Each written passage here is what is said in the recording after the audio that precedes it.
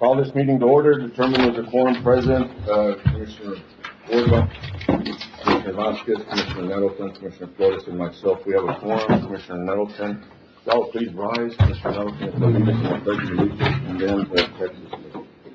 I pledge allegiance to the flag of the United States of America and to the republic for which it stands, one nation, under God, indivisible, with liberty and justice for all.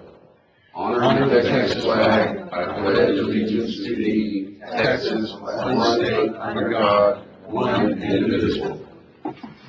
We're getting better. We're getting better.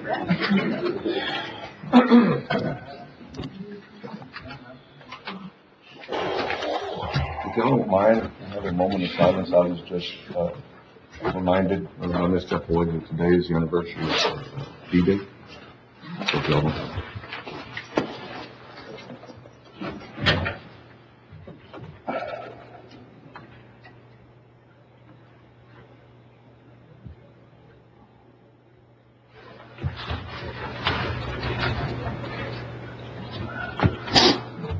Thank you.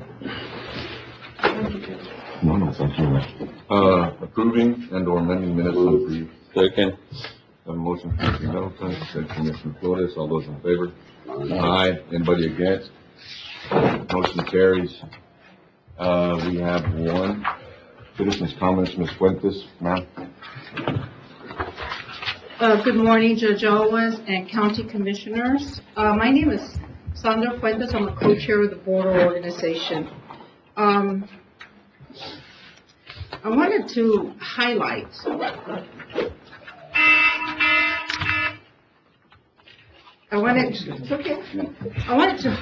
the way this County Commissioners Court conducts business, public business. Both the County Attorney's Office and Judge Owens asked for a leader from the organization to forward a video or photos of Precinct 1 crew working on private property. It was forwarded. I'm not too sure to the county attorneys, but to Judge Owens' office. Nothing was done. In fact, quite the contrary was done. 2 weeks ago, the last County Commissioners Court meeting, it was ratified that that commissioner could work on private property with county equipment. Same thing with materials to put up a water pipeline in Escondido Estates. It was being stored in a person's private property.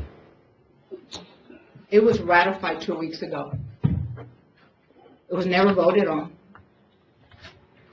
So you do something, and it's been going on for months and months and months, and then you ratify it later. What's the point in that?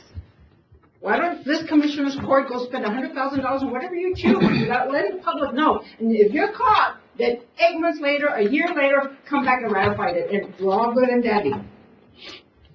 Case in point, I'm as patriotic as they come. Maybe it's a good thing that we are pledging allegiance to this Texas flag. That's a good thing. Most people, I think, will like that. County Commissioners meeting, March 28, item number 23.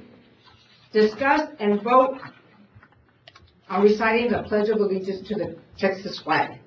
But yet we went ahead and did it at the beginning of the meeting, before the discussion.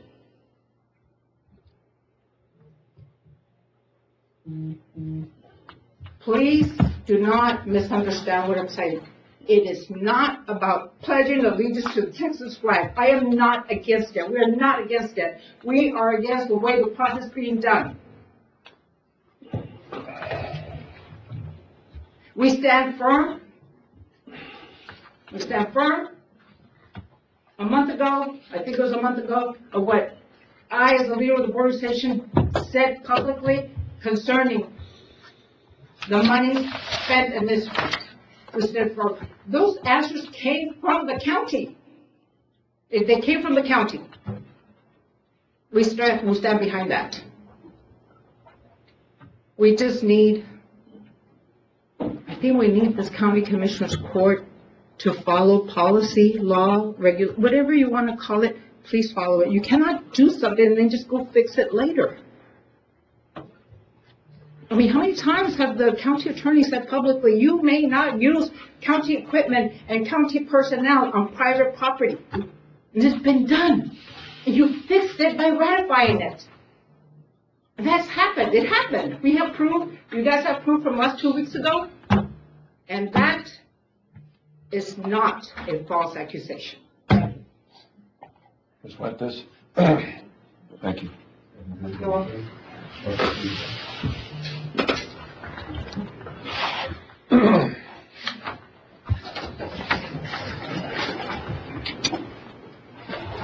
Was there anybody else? Nope.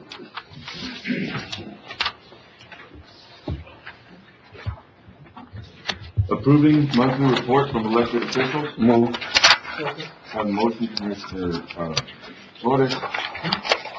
Second, Commissioner Vasquez. All those in favor? Aye. Anybody against? Motion carries 5-0. Approving bills for payment. Second. Have a motion, Commissioner Nettleton. Second, Commissioner Flores. All those in favor? Aye. Anybody against? Motion carries 4-0-1. I abstain. Item 9, presentation by a financial advisor, or financial audit, I'm sorry. Want to take come on up, you're it. Both of y'all are it.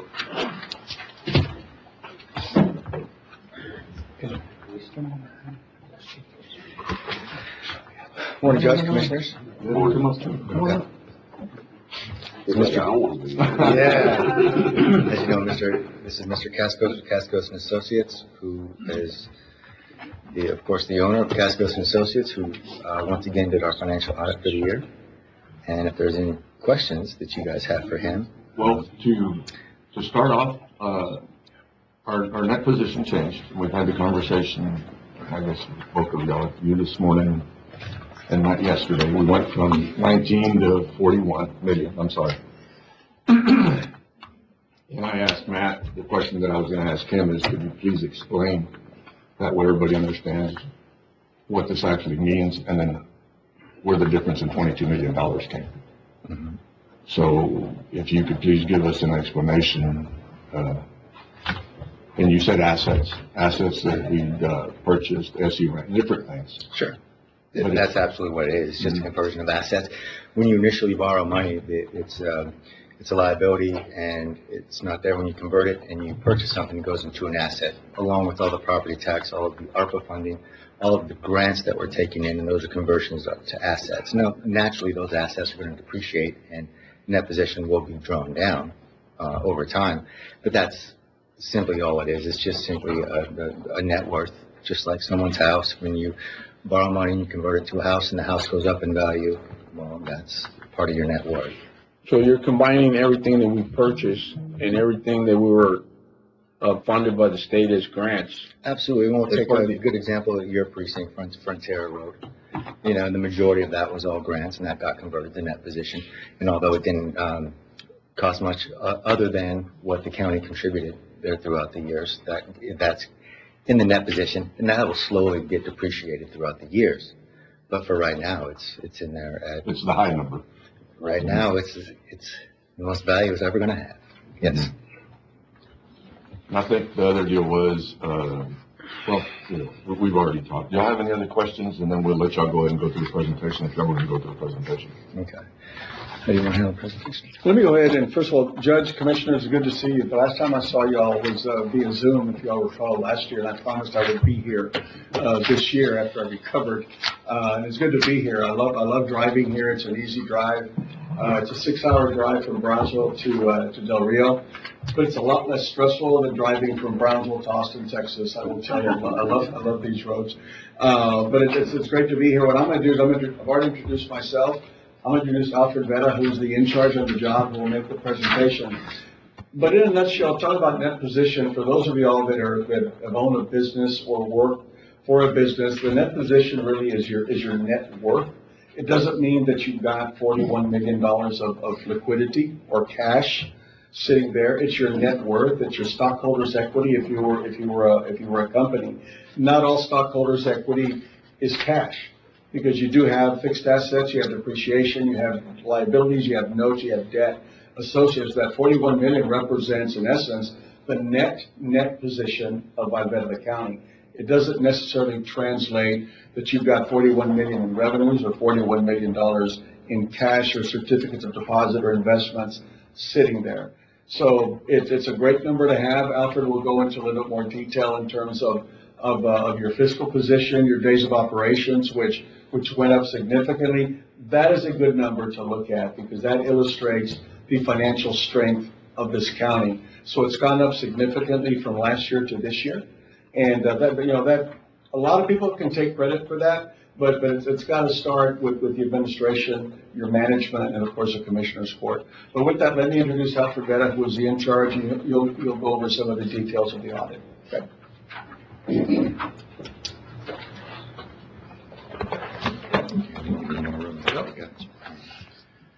Morning, Judge, County Commissioners. As Mr. Costco's mentioned, I am Alfred Vera, and I was the in charge for this year's audit. And I am here to present to you the annual comprehensive financial report for the year ended September 30th, 2022. On page 10 of the report is the independent auditor's report. The independent auditor's report is based on evidence that we obtain from the county to be able to form an opinion based on what is tested, what is reviewed, and the policies that you all have in place, and to see if the financial unit is following those policies. From there, we form an opinion, and we provide the opinion based on if the financial statements, in our opinion, are fairly stated and free of material misstatements. Now, is it possible that there could be a material misstatement? Yes, because we do not test 100% of the transactions. That would be more of an in-depth audit or a forensic audit.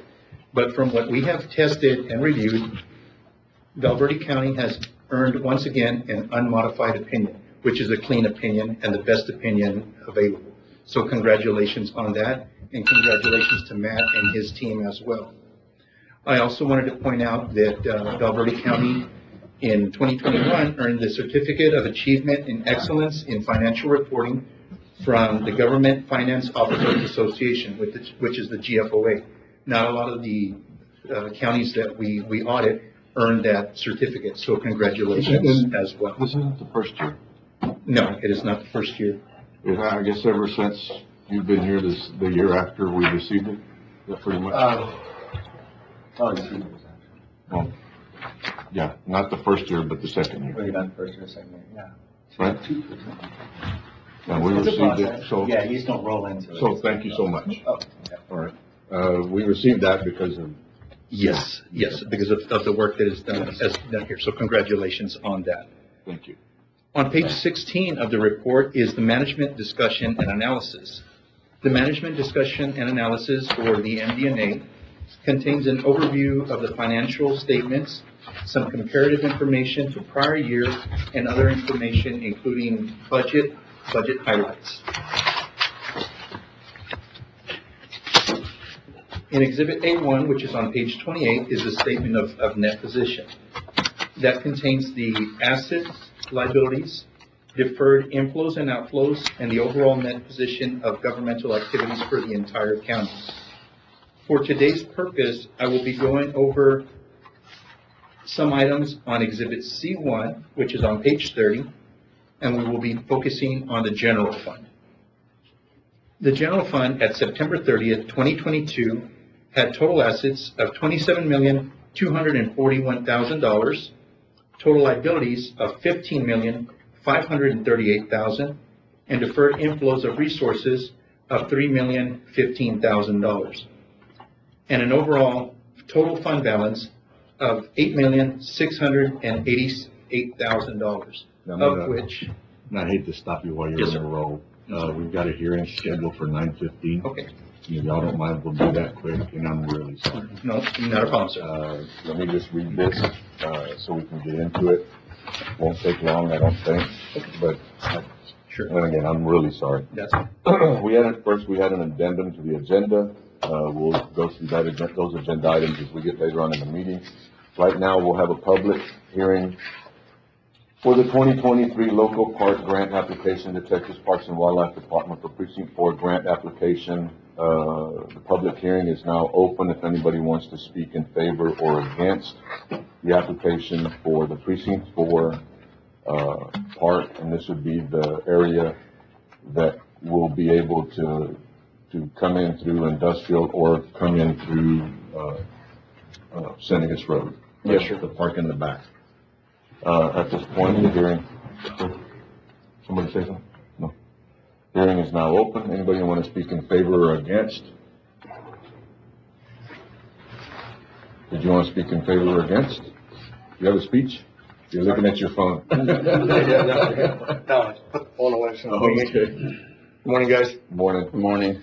I did reach out, about a month ago to Commissioner Flores. You know, I was kind of voluntold to take over a team here locally. We've been traveling quite a bit, you know, attending camps and stuff, just trying to brush up on the coaching stuff and bring better quality of coaching, better quality of talent back to Del Rio. But it's very difficult, you know, to where I'm having to pay out of pocket and rent fields, right? Of course, the city and baseball season and all that stuff kicks off right about the same time.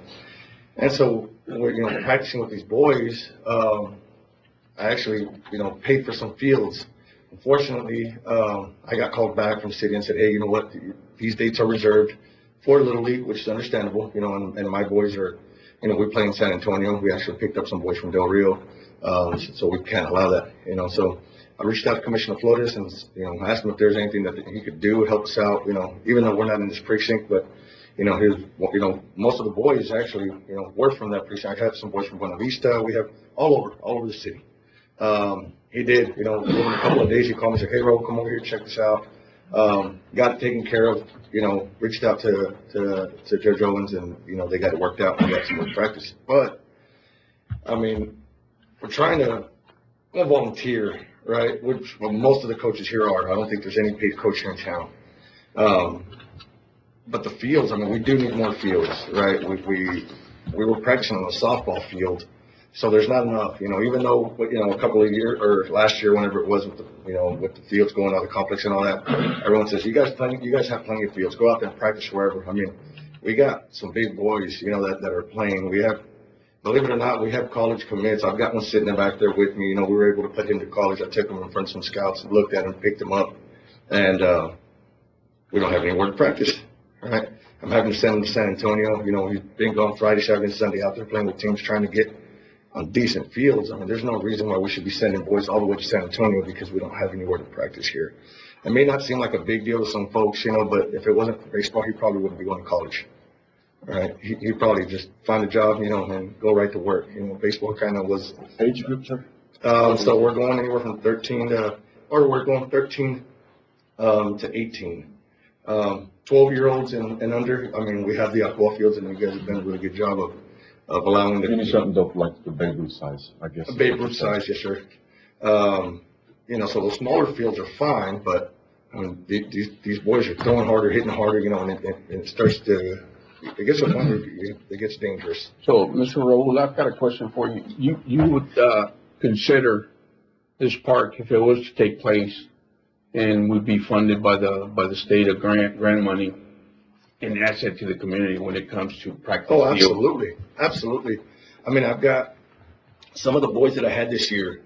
I actually had to bring in some of the guys that are getting, going off to college, right? Just to give these kids something to look up to. But you have some of these boys that never done a baseball, you know, the parents are like, man, they don't have anything to do. Even after the season, these parents are asking, you know, texting me, hey man, whatever you need, if you need baseballs, if you need to rent somewhere, if you need whatever, just continue to do what you're doing. And if we have to fund it, then let's go ahead and do that. I mean, we're having to, like I said, pay for rent and stuff like that, and figure out what we're going to do. But yeah, it would be an asset, you know, it would be very helpful to have fields that we can use.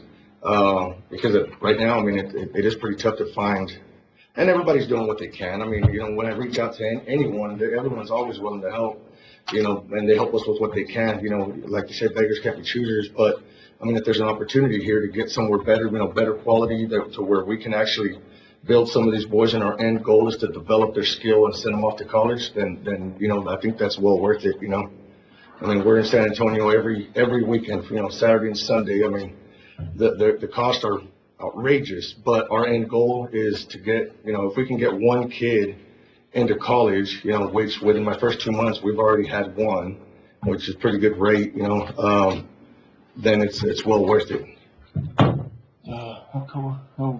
What are we doing on Alcoa? The Alcoa fence, We need a fence. which we'll approve today. Okay. That's another option. Okay. That one, this county's already committed with the grant money and, other funds, for the irrigation, the sand and everything, for the infield and the pitcher's mound, lighting and everything else. So, if y'all need another place, I know that Commissioner Flores has done a really good job helping y'all trying to get y'all someplace to play. Yes, sir. But if y'all need another place to play, probably this afternoon, give us a call. Yes, sir. And try and see if we can get you out there or something. I appreciate that. Judge, let me state something, real quick here.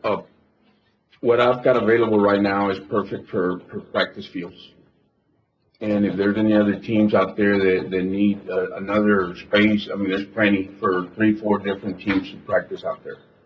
Y'all are more than welcome. Thank you. Is it okay? And you have his cell phone number, so if you want to give that out to those individuals to call him, would be great. Okay. Sounds good. Thank you. All right. Sanchez. Thank you, Mr. Rhodes. Is there anybody else to speak in favor of or against this application that is fixing to go? No? It is 9:22. This hearing is closed. And if you want to start all over again, I'm sorry, again. And my phone went off right now because every time we have a hearing, it wasn't to take medicine, it was to make sure that we did the hearing. All right, go ahead, sorry. Thank you. Continuing with the governmental funds and focusing on the general fund, as I mentioned, there is a fund balance of $8,688,000 in the general fund, of which $6,166,000 is unassigned. That is what we consider the rainy day fund. The county can use that money for any one-shot items, equipment that needs to be done, some type of repair or Non-recurring construction. expenses. Right, not for continuing expenses, because eventually you will deplete this. And I'll come back to this number in a little bit once we talk about the days of operation. On Exhibit C3, which is the Statement of Revenues, Expenditures, and Changes in Fund Balances on page 33, again, we're focusing on the general fund. Val Verde County had $19,668,000 in total revenues, total expenditures of $20,126,000, which if we take those expenditures and divide them by 365, you get 55,139. Now, if we take the unassigned fund balance that is in the general fund of 6,166,000, and we divide it by the 55,139, you get 112 days of operations. That number means that the county would be able to operate for 112 days should no more money come into the county. And this is an increase from last year's days of operations, which were at 76. So that is good that you are building it up. We normally recommend between 60 to 90 days, so it's good to have a healthy days of operation. And y'all, he's smiling because he already knows. And y'all ain't gonna like my next, or the budget that I will present to the court, because we won't have that many days. But either way, go ahead. Yes. And on the last two items I'll touch on this morning are on page 153 and 155, and that is the opinion on internal control and then the report on compliance for each major federal and state program.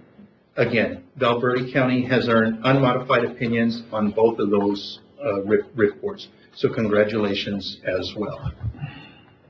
That concludes my presentation. If there are any questions. Well, I've got a question. Yes, sir. By everything that you've given us as information, we're in good shape. Yes, sir. Yes.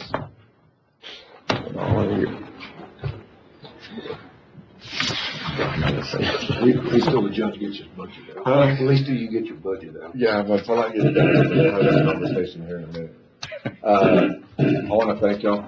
I know that, we've had conversations with Matt, several conversations over the budget, or over the audit, because we're fixing to go into, we're already in our budget season, and with the cap that was put on us, you know, Commissioner Nettleton always wants to get to a balanced budget, and we get to a structurally sound budget. So I think we've been doing a pretty good job. Not only this court, but the previous courts also. I mean, they put us in a position to have the numbers that we have. So, thank you. Thank you. I don't have any questions. Okay. Yeah, Thank you all very much. Yeah, I start talking and I get in trouble, so I'm just gonna leave it alone. Thank you very much. All right, thank y'all. Did y'all have any questions? I'm sorry. We're good? We good, Matt? We're good. All right. If we can be excused? Yep, no, thank y'all. Thank y'all for coming. Y'all have a safe trip back. I appreciate it. I appreciate you making time to come. Oh, absolutely. Really do.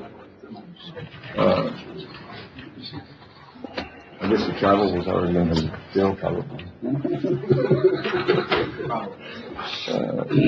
All right, item 10, discussion possible action to approve auditor's report. Have a motion, Commissioner Nettleton, second Commissioner Vasquez. All those in favor? Aye. Anybody against? Motion carries 5-0. We do have a treasurer's report. Discussion possible action to approve the treasurer's report. Second. Have a motion, Commissioner Nettleton, second Commissioner Flores. All those in favor? Aye. Anybody against? Motion carries 5-0. Item 14, discussion possible action on installing permanent signage on Alcoa Field due to funding from Texas CDBG. You have the language, or? Okay. This is the park facility. TDA did notify me and said the county would need to erect some sort of permanent signage. There is required language on there where the funds came from. The funds came from the U.S. Department of Housing and Urban Development, financed through the U.S. Department of Housing and Urban Development in the Texas Department of Agriculture. I guess my question is, to the court, the county contributed a substantial amount as well to that project. So you may want to include the language in Valverde County. That's just whatever your consideration would be.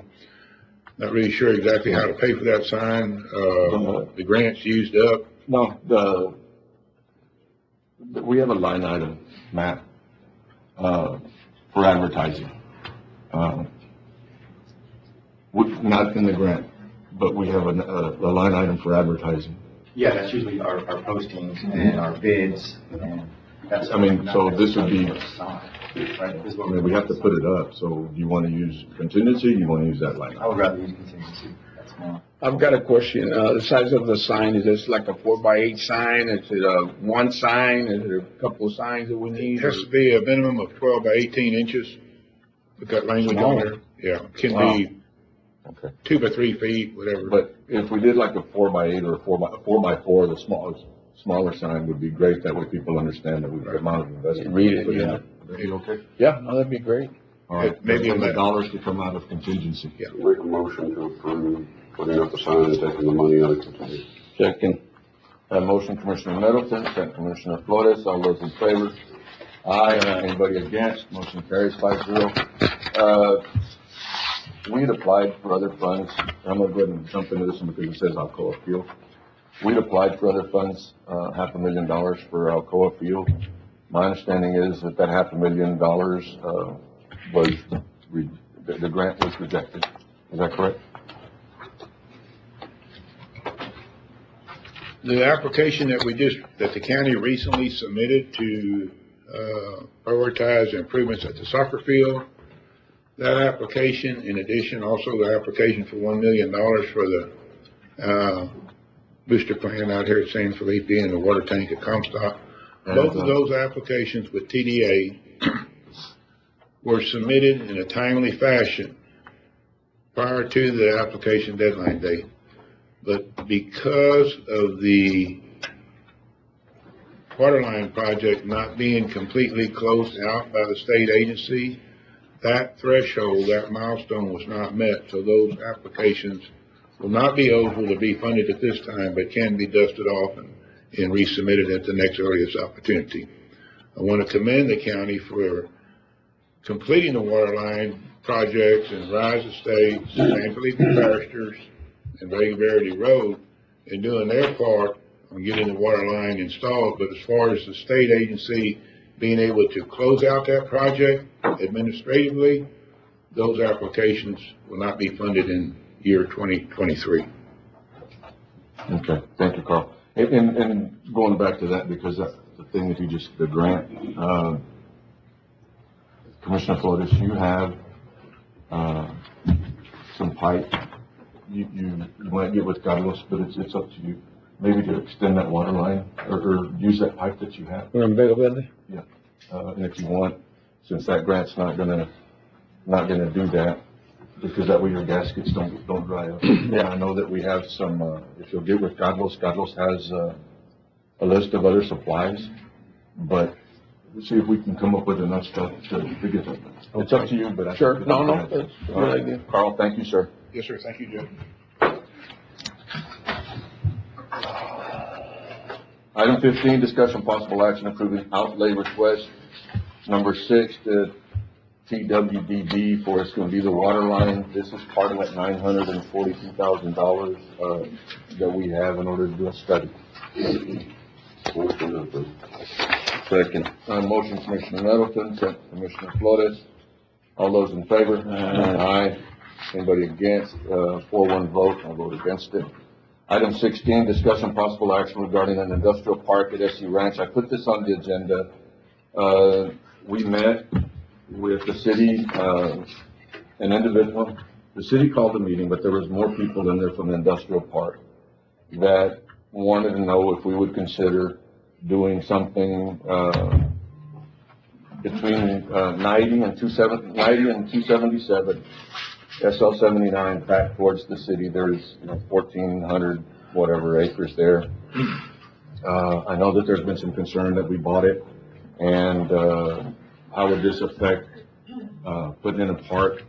But if y'all would give me permission to try to do an outlay, bring it back to the court and see what it would cost, just a preliminary, nothing in writing, but to go through the process and to see if ask permission or ask opinion from the base and ask opinions from the airport zoning, and now that we're doing the J-Loose, and then also bring back something with an area that might be considered, not to put it out for sale, but to go through that process, at least go through that process. Judge, I've got a question. That study that was being conducted, it had been, it's not been finalized. We do have, Commissioner Flores, we have an old, study, in place, and in looking at, and Carlos, you correct me if I'm wrong, in looking at that study, this would be one of the things that, is allowable. But again, we are going through a study right now that we could actually ask the specific question and get answers if we had an idea of where we were gonna put it. yeah. Not to say we're gonna go do it, but if we had an idea of where we were gonna put it, and then ask specific questions for that area to see if they would be okay with it. And that's all that I would be asking for right now, is permission to designate an area, bring it back to the court, sir. Are we looking at building it ourselves, or are we looking at selling the property? Probably selling it. Develop? Probably selling, but that would be a discussion of the court. And I know you just looked at David, so we'd have to go through all that to make sure that we can. I know that when we borrowed the money, we borrowed it in two different loans. One of them was a taxable, one of them was non-taxable, for the simple reason that we thought that we would do something with the property from SL 79 to the base. Well, I understand that, but the whole purpose of buying that place was for a reason, and now we're talking about selling it off and developing. You can put together a plan. I have a lot of concerns about it. And it doesn't make a lot of sense to put the Second and International Bridge on the west side and put the industrial park on the east side. And this would be just preliminary, am I right, Judge? It would be Just- nothing in concrete, it's just something to bring back to the court. I just didn't want to waste the time if y'all weren't interested in any of it at all. Judge, you know, I'm in favor of anything that brings economic growth to the community, to the city of Del Rio and the county of Valverde. As long as the land that we consider for development does not encroach on Laughlin. We don't want to encroach on Laughlin whatsoever. So if the west side of Loop 79 is good to go, I mean, yeah, definitely we need to do something with it. Okay. We'll present something to the court, a map, and then we'll get questions answered, get it to the committee and get those questions answered. Comments, if you don't mind. Sir, that work? I'll make a motion, Judge, to give you permission to start on that process. All right, I have a motion, Commissioner Vasquez, second Commissioner Flores, all those in favor? Aye, anybody against?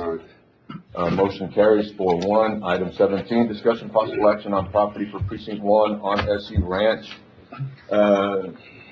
We visited last week, Commissioner Wardlaw and I visited, and, he's looking for property for, a precinct yard for his precinct. Could we discuss this in executive session, Judge? We can table it, sir. Motion to table. A motion table, Commissioner Wardlaw, second Commissioner Vasquez, all those in favor? Aye, anybody against? Motion carries 5-0. Item 18, if we can table that one, please. Motion to table. Have a motion, Commissioner Flores, second Commissioner Vasquez, all those in favor? Aye, anybody against? Motion carries 5-0. Item 19, discussion possible action on battery storage facility. This one, I guess when you have, as far as what I did, you have the discussion, you look at the numbers, you think it's a good idea, 200 and some odd million, 208 million over 10 years, guaranteed funds, with no argument from the battery storage people if you can work that deal out. And then you go out there and you take a ride around and start visiting with individuals. You come to court and there's people wanting to visit with you. And one of the things that I was presented with, I guess 2 months ago, we had a conversation with him. My biggest concern, what happens if this shit goes boom? It catches fire. How do we put it out? We don't have the capability to do it. The other deal was, City of Del Rio, their fire departments would be the ones that, would be the ones showing up. I don't think it's fair that we put that burden on them, plus we give an incentive for these people to show up. I know there's other abatements that people are asking for. I think we need to begin to look at that. I just personally don't believe that we have, already parked in a closed area, and then I've got, on any given day, anywhere from 1,100 to 1,300 prisoners, that if this thing goes south, what are the fumes gonna do? What am I gonna do with the prisoners? What am I gonna do with people from Poverty Park? I just really don't believe that it would be in our best interest to give them an abatement, an incentive to come in and build it, and then end up with issues. But, that was my speech on that. Excuse me, Judge, and, that would fall in my precinct, and I've had a lot of concerns about that, so if you don't mind, I'll make a motion to deny, we not give them, issue a tax abatement. Very good. I have a motion, Commissioner Vasquez, second Commissioner Nettleton. Is there any other discussion on that? I know Commissioner Flores, you had called me, Commissioner Vasquez, you said you had concerns. I think all of y'all had concerns. I have a motion, Commissioner Vasquez, second Commissioner Nettleton. All those in favor? Aye. Anybody against? Motion carries 5-0. Discussion possible action on budget. I'm just gonna ask, Mayor, are you here for a certain item, or are you just here? Y'all just here? Okay. Is there anybody here for a special, a certain item that maybe we could get to, that way y'all don't have to sit through all this, or y'all okay? The DA? I'm DA, but I'm good. Okay. What number is that one? This other one might be a little long. You're gonna have to go back to work. Right, you're already doing it. Got it. 5 on the addendum, Judge. It's number, okay. The number? It's number 5 on the agenda. Is that correct? Okay, well, let's move to that one. That way we can get that one out of the way. We have an addendum, under Melissa, it's item number 5, discussion possible action to award AR6 Construction and Engineering, a project to renovate, HVAC system for the aerospace, the physiology facility at Laughlin, with alternative pricing options in the amount of $864,000. I have a motion, Commissioner Nettleton, second. Second. Commissioner Flores. Any discussion on this one, Carlos? Are you okay? Okay. I have a motion, Commissioner Nettleton, second, Commissioner Flores. All those in favor? Aye. Anybody against? Motion carries 5-0. Thank y'all.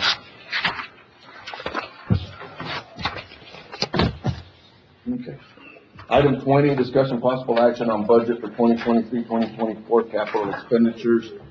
I will tell you that we've been going through this budget. This year we had an intern, that helped me out a lot. She's back here. Go ahead and tell us your name, that way they'll know. My name is Lizette Reese. I'm a student at UT right now. This is going to be my second year. And I came back for the summer just to do an internship. And it's been pretty exciting so far. She's lying because it ain't been that exciting for her. She was just too kind.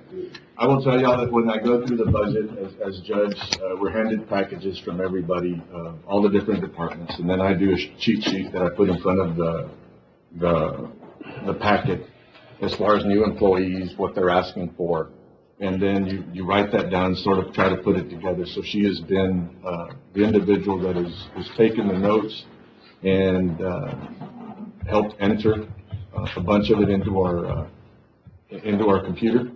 So I want to thank you in front of everybody here publicly. I really do appreciate that.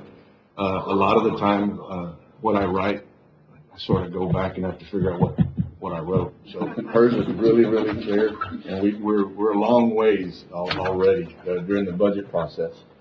But in saying that, we have a 3.5% cap state put on us, money that we can. More money that we can generate. Matt's going to run the numbers, but everything that I've seen is right around 600, a little bit under 600,000. From this fiscal year to next fiscal year, we did different calculations. I asked Juanita to do a couple different calculations as far as salary and raises, and just doing the salaries. And just giving a raise, the 14.50 or 3.5, whichever one's higher, without plugging in everything that everybody wants. We were about 606,000 plus 21% of that for fringe. So it's one of those days that when you looked at from this fiscal year to next fiscal year, we have 600,000 more income. But the raises are right at 600 plus fringe benefits. And then when you plug in all the numbers that everybody has wanted, all the different departments and stuff like that, it adds another $400,000 to the raises. So it will be different this year. I've given Matt a couple of scenarios as to what I'm thinking as far as how to fund this. We have also another. And out of these capital expenditures that everybody's asked for right now, that we put in, some of it we'll be able to take from, or I shouldn't say take, some of it we'll be able to use funds from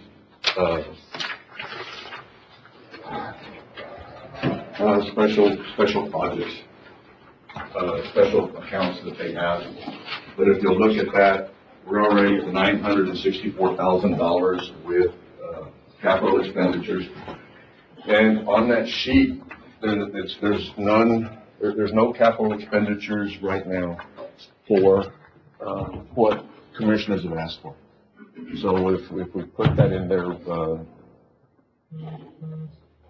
probably somewhere about 1.5, 1.6 million. So I put this item on the agenda to give you all an idea of what we're facing. And then also,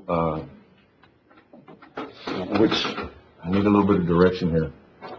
Then, what is it that y'all would like to see funded? We have, Senegas Road coming up, which I think, even if we were to cut some of the stuff out of it, maybe end up at industrial, we still have to do, we still need to do the drainage. It don't do any good to do the road and not do the drainage. So I would think that $5 million, $5.5 million, Carlos? I was thinking going to 6 to 7. Okay. I just need some type of direction from y'all. We can, we do have a loan that gets paid off, this year, 460, I didn't look at it before I came, I think it's 460,000 is the payment. So I can give y'all a couple of suggestions, but I really need some information from y'all.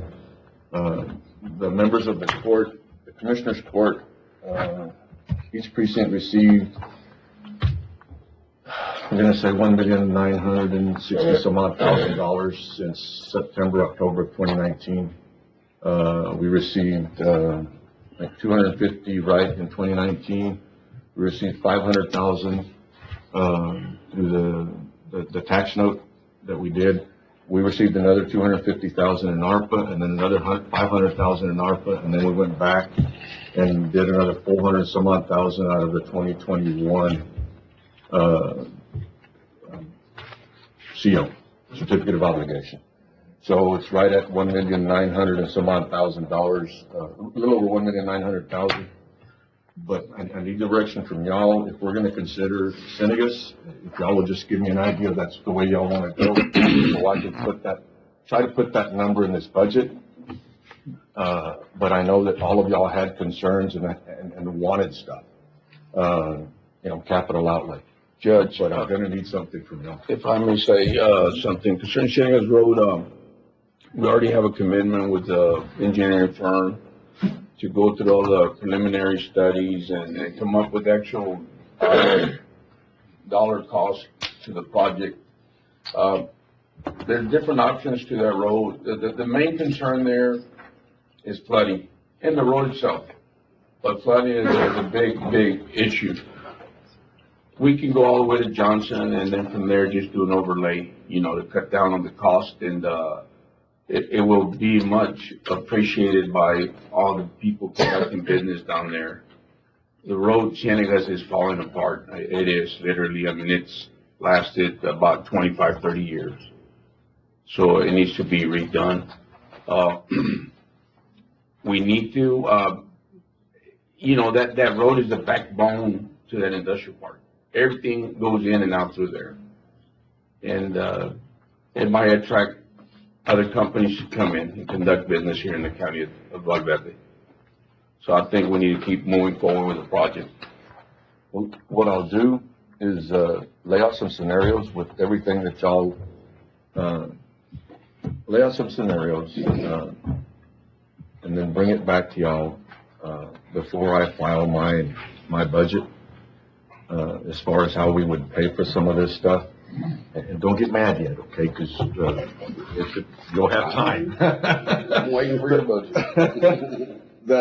One of the things that we talked about was we have in this year's budget $670,000 in capital expenditures. So if I take those $670,000 plus the $600,000 that we would end up making from this year to next year, and try to use that for personnel, and then the 9-something, and this is where, as I told the auditor, if I use some of the fund balance to fund this 900 and some odd thousand, then we end up, what are we gonna do with other capital expenditures in Senegas Road? That would be borrowing money to accomplish that. So that's probably the route that I'm gonna go. And I'll visit with each one of y'all to check and see what we're going to do with the other capital expenditures that y'all want. All right? But y'all need to, I put it on the agenda item, that way y'all, in case y'all have questions, we can sort of all deal, versus me visiting with one by one. But if y'all have anything, we'll try to get y'all something in the next couple of weeks, we can move forward with that. You all okay? All right. Item 21, discussion possible action on iDocket. It's, Carlos, Ram, I'm sorry. we have something scheduled for tomorrow? That is correct, yes, sir. What time? 2 o'clock. Okay. I'll make a motion to table this until the next meeting. Motion to table, Commissioner Nettleton, second Commissioner Vasquez, I'm sorry. Sorry about that. Okay, another one was 17. All right, well, I can go, those were on money. Item 22, discussion possible action on approval of Valverde County to enter into an agreement with AEC to install and construct one LED light high 115 GINA, the amount of $22.62 to come out of precinct 2 operating budget and grant authority for county judge. And Mr. Carlos, on this item here that I have, that was allowable even though it's in an alley, am I right? Okay, I'll make a motion. Second. You have a motion and you have a second. So we'll go into discussion. All the lights always come out of utilities. Is that correct, Matt? The lights come out of utilities. That is correct, sir. So what are you paying for that operator? So what? I think all of them do. Oh, you're talking about To install. the use of the lights or the material and or the infrastructure? Okay, when we go, okay, now. The monthly bill. Yeah, the monthly bill. Yeah, for the service. Yeah. So the 2262 is for the amount to install? To install, that's why, that's my understanding, that's why I had to come out of operations. That would Correct. make sense. Yeah. Is that good? Yeah. Yes, So the 2262 will come out of operating, correct, out of precinct 2, but the monthly bill will come out of utilities. correct. Yes. That's your part of your motion. Yes, that's part of my motion. I have a motion, Commissioner Vasquez, second Commissioner Flores. All those in favor? Aye. Anybody against? Motion carries 5-0. Item 23, discussion possible action. Joseph Thomas Foundation, a 501c3 nonprofit organization to utilize community center on June 29th and 30th for their Mission Hope event. Commissioner Flores. Judge, they're gonna zoom in and give us a breakdown as to what they offer as an agency, a nonprofit agency to the community. Is that Megan? I don't know, Mr. Barrera? Yes, sir. Yes, Okay, are they there? Oh, there she is. Yes, sir. Can you hear me? Yes, ma'am, we can hear you. Okay, thank you so much for having me today. I am the executive director of Joseph Thomas Foundation, and we are stationed, or our main office is in Abilene, but we have medical closets all over, get echo, sorry, all over the state. And what we want to do, we had a coworker come down and for the autism event that was hosted back in April in Del Rio, and she came back and said, you know, there's so many families down there that need resources that the foundation can offer. And so we have been working diligently trying to get everything we can, and we've come up with the idea to bring our resources to Del Rio. We have two different programs, we have several programs, but two different programs we want to offer. One is the financial assistance program, and that covers, it gives parents and families raising special needs children funds to pay for things like trips to the hospital back and forth, or if they need a piece of equipment that's not covered by insurance, therapy services, wheelchairs, equipment, whatever that may not be covered by insurance. For underinsured, uninsured, or parents that have a large copay, that we can help with financial assistance with those kind of situations.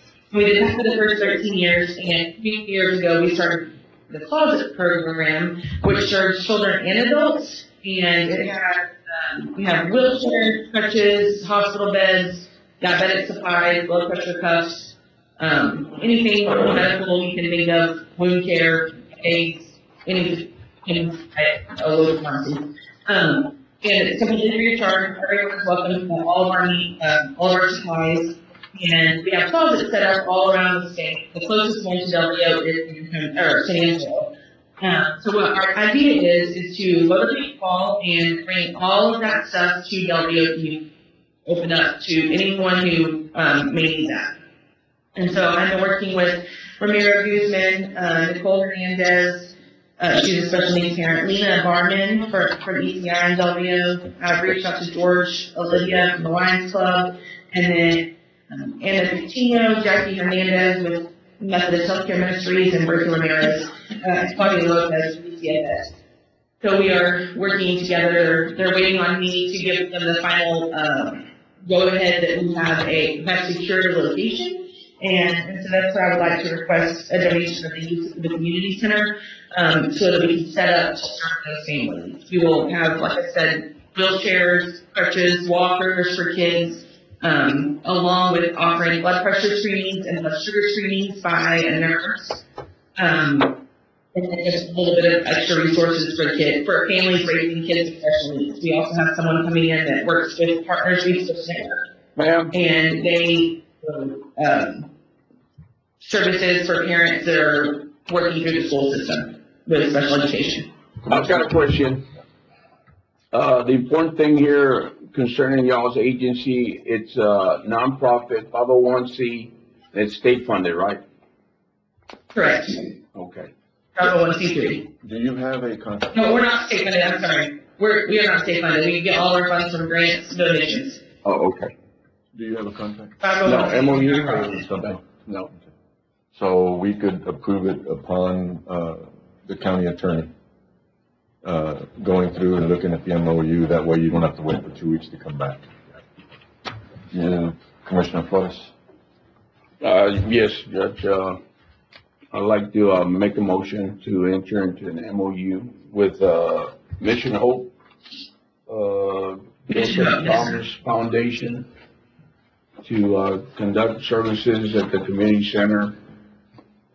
After the MOU's been approved by? After MOU has been approved by the county attorney. Okay. I have a motion, Commissioner Flores, second Commissioner Wardlaw. David, you're okay with that?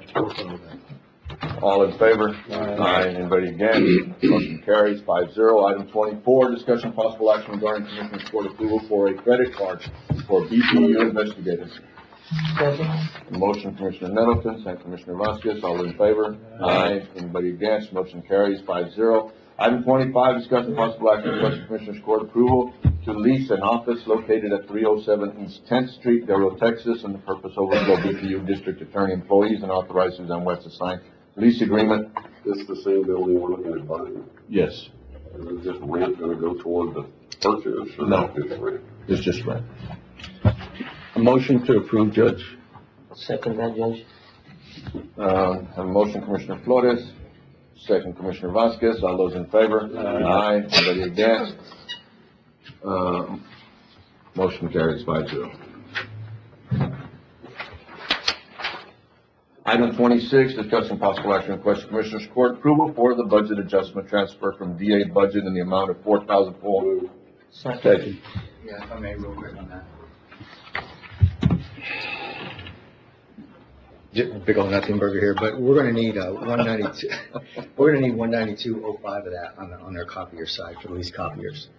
So if we can adjust that, that 4471 less the $192.05 to go to office supplies. I'll amend my motion at $192.05. $2.05. $192.05 of that goes over a copy of it. All right, thank you. Second.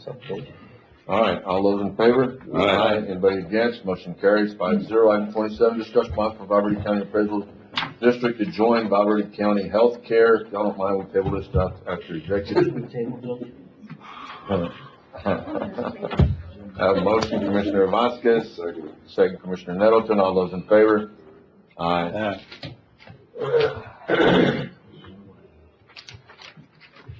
Item 28, discussion possible action on public open house meeting for the Laughlin Air Force compatible use study to be held in Valverde County Library on June 15th, from 5 to 7. Good morning, Judge. Good morning, Commission. Just to invite everybody, we're gonna have the Laughlin Air Force Base compatible use study public open house, this next Thursday, June 15th, from 5 to 7 at the Strawberry County Library.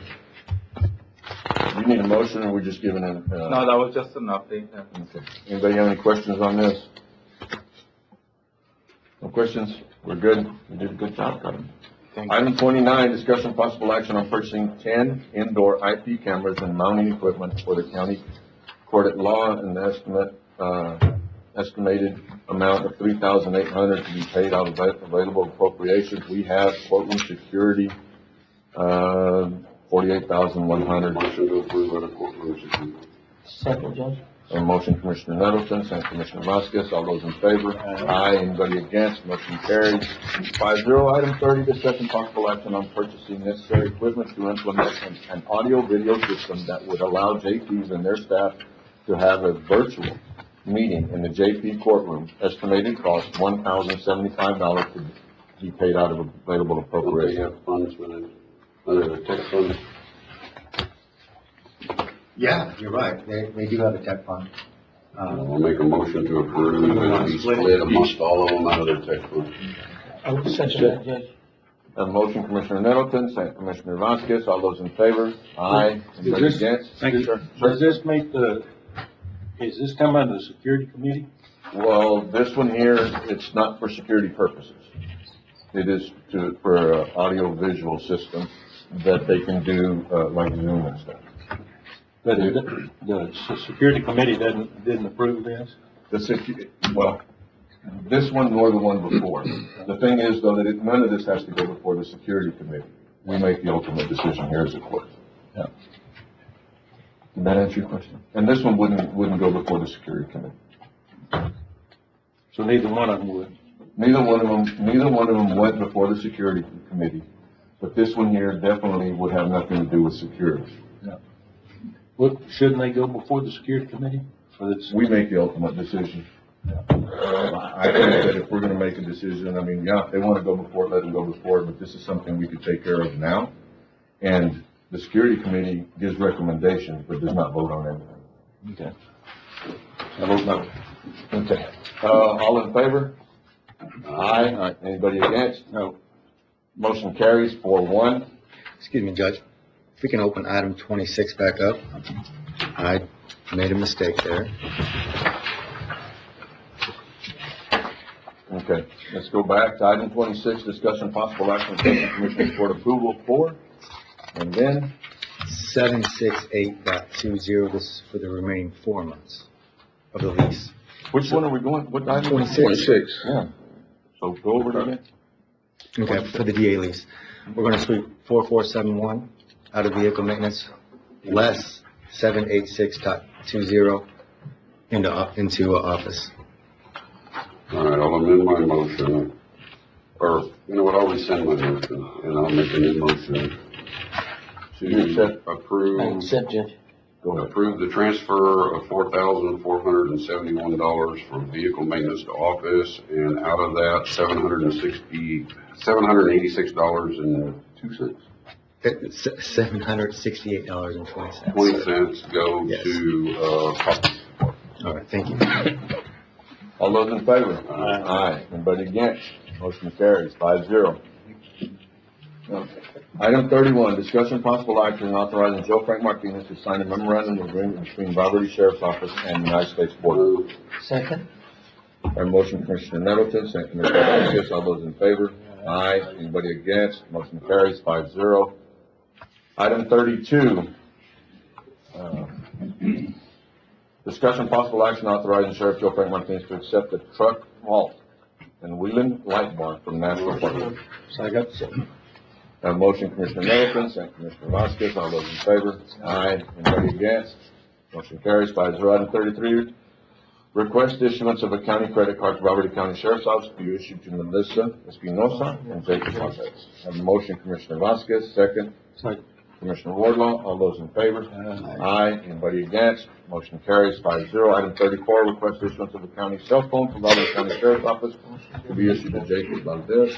Motion, Commissioner Vasquez, second. You second? Second. Second, Commissioner Wardlaw. All those in favor? Aye. Anybody against? Motion carries 5-0. Item 35, we can just have a motion to table this one. Motion to table, Judge? A motion to table, Commissioner Vasquez, and this will be brought back at a later date. Anybody second? Second, Commissioner Nettleton. All those in favor? Aye. Anybody against? Motion carries 5-0. Item 36, discuss possible action. Approval to allow J1 Products to use the county stage for an event held on July 4th, weekend at Romanelli Park. Motion. Motion, Commissioner Wardlaw, second, Commissioner Vasquez. All those in favor? Aye. Anybody against? Motion carries 5-0. Item 37, discussion possible action on approval. Second, Judge? And motion, Commissioner Nettleton, second, Commissioner Vasquez. All those in favor? Aye. Anybody against? Motion carries 5-0. We'll go to the addendum. Under addendum, item 1, discussion possible action to approve the postage meter lease renewal for the county auditors and district clerk's office. Second? Motion, Commissioner Nettleton, second, Commissioner Vasquez. All those in favor? Aye. Anybody against? Motion carries 5-0. Item 2, discussion possible action to authorize county judge to sign a contract for Reconnect to provide SIM cards and data image forwarding services from sheriff's cameras. Expenses incurred are one-time $1,000 setup fee and an annual maintenance fee of $1,000, estimated monthly expense of $135. This is the most economical versus going through our cell hotspot. Second? A motion, Commissioner Nettleton, second, Commissioner Vasquez. All those in favor? Aye. Anybody against? Motion carries 5-0. Item 3, discussion possible action on our authorizing judge to sign Hoopla? The Hoopla Digital Media Agreement. The Hoopla platform allows libraries to provide their users and access to digital media content. Second. Motion, Commissioner Nettleton, second, Commissioner Flores. All those in favor? Aye. Anybody against? Motion carries 5-0. Item 4, discussion possible action for award a proposal from DLP Service for the installation of fencing and a dugout on the Alcoa baseball field in the amount of $259,000.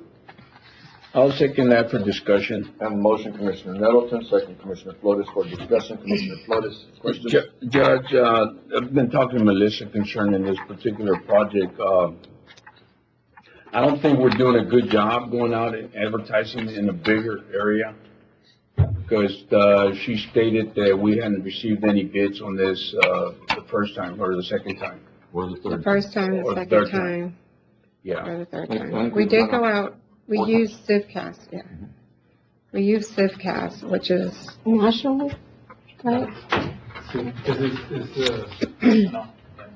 It's a national, So you have put it It's out like for a bid through a company that is a nationally Yes. advertised company. yes. But where do they advertise if they're national advertise? I mean, It's just whoever's, I think, signed well, up. we need to target the areas around Del Rio and the towns around here, And I have, before we go anywhere else. I mean, and I've also used the state's bidders list.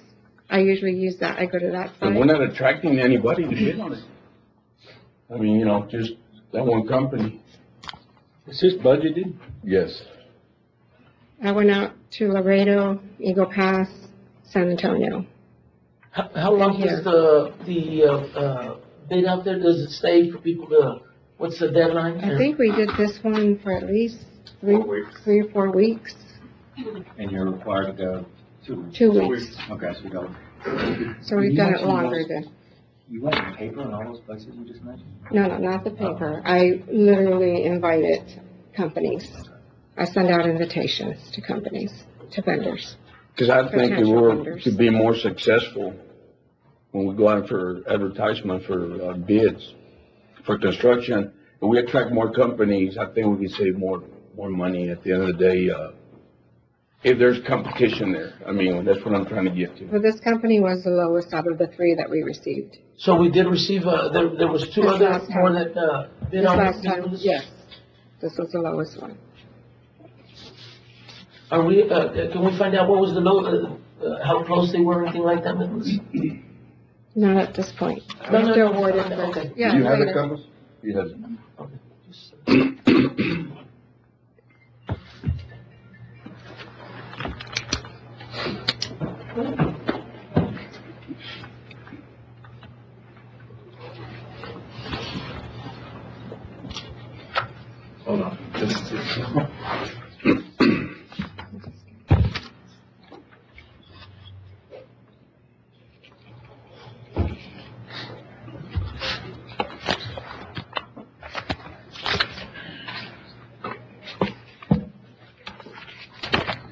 question you're looking for? Your email. Yes, sir. Oh, yeah, that's the one. So the one after the 259,000 was $302,077. That And was then- out in stock from Eagle Pass. The third one was estimated at around 350,000. So they were way below, not even close. They were over, actually, the budget as well that we set aside the monies for. How many linear feet are we talking of fence? It's 1,200 linear feet. 1,200? And it's including the foul poles and it's including the dugouts. 2 dugouts. 2 dugouts? Okay. And it's including the 20 feet tall back fence, for the backstop. Okay. I don't have any other questions, Judge. I have a motion and I have a second. Commissioner Flores, do you want to rescind your second? No, I'll go ahead and keep it. I just wanted more clarity on this as to what are we doing, what's going on in What we advertising. can do, Melissa, if you don't mind, next time we bid some of these jobs, especially with this amount of money, if you'll give something to the commissioners, that way they know what's going on before time. Yeah, that would be Okay. good. Thank you, Judge. I'm not criticizing you because I know No, that you're that's extremely busy. okay. It's just, And that wasn't, no issues with Melissa. I'm glad you didn't told me take at least offense. if there was, y'all bid it out 3 times, which is, to me, is plenty. I didn't take I have a offense to motion, anything. Commissioner Nettleton, second Commissioner Flores, all those in favor? Aye. Anybody against? Motion carries 5-0. Item 5, we've already done. Item 6, discussion possible action to approve a purchase of a John Deere 4075R compacted digger tractor with the rotary cutter in the amount of $72,000. Motion to approve, Judge. I have a motion, Commissioner Flores, second Commissioner Nettleton, all those in favor? Aye. Anybody against? Motion carries 5-0. Item 7, discussion possible action for approval to declare the following item as surplus property, designate property. Motion to approve it presented. I have a motion, Commissioner Nettleton, second Commissioner Vasquez, all those in favor? Aye. Anybody against? Motion carries. Item 38 of the regular agenda.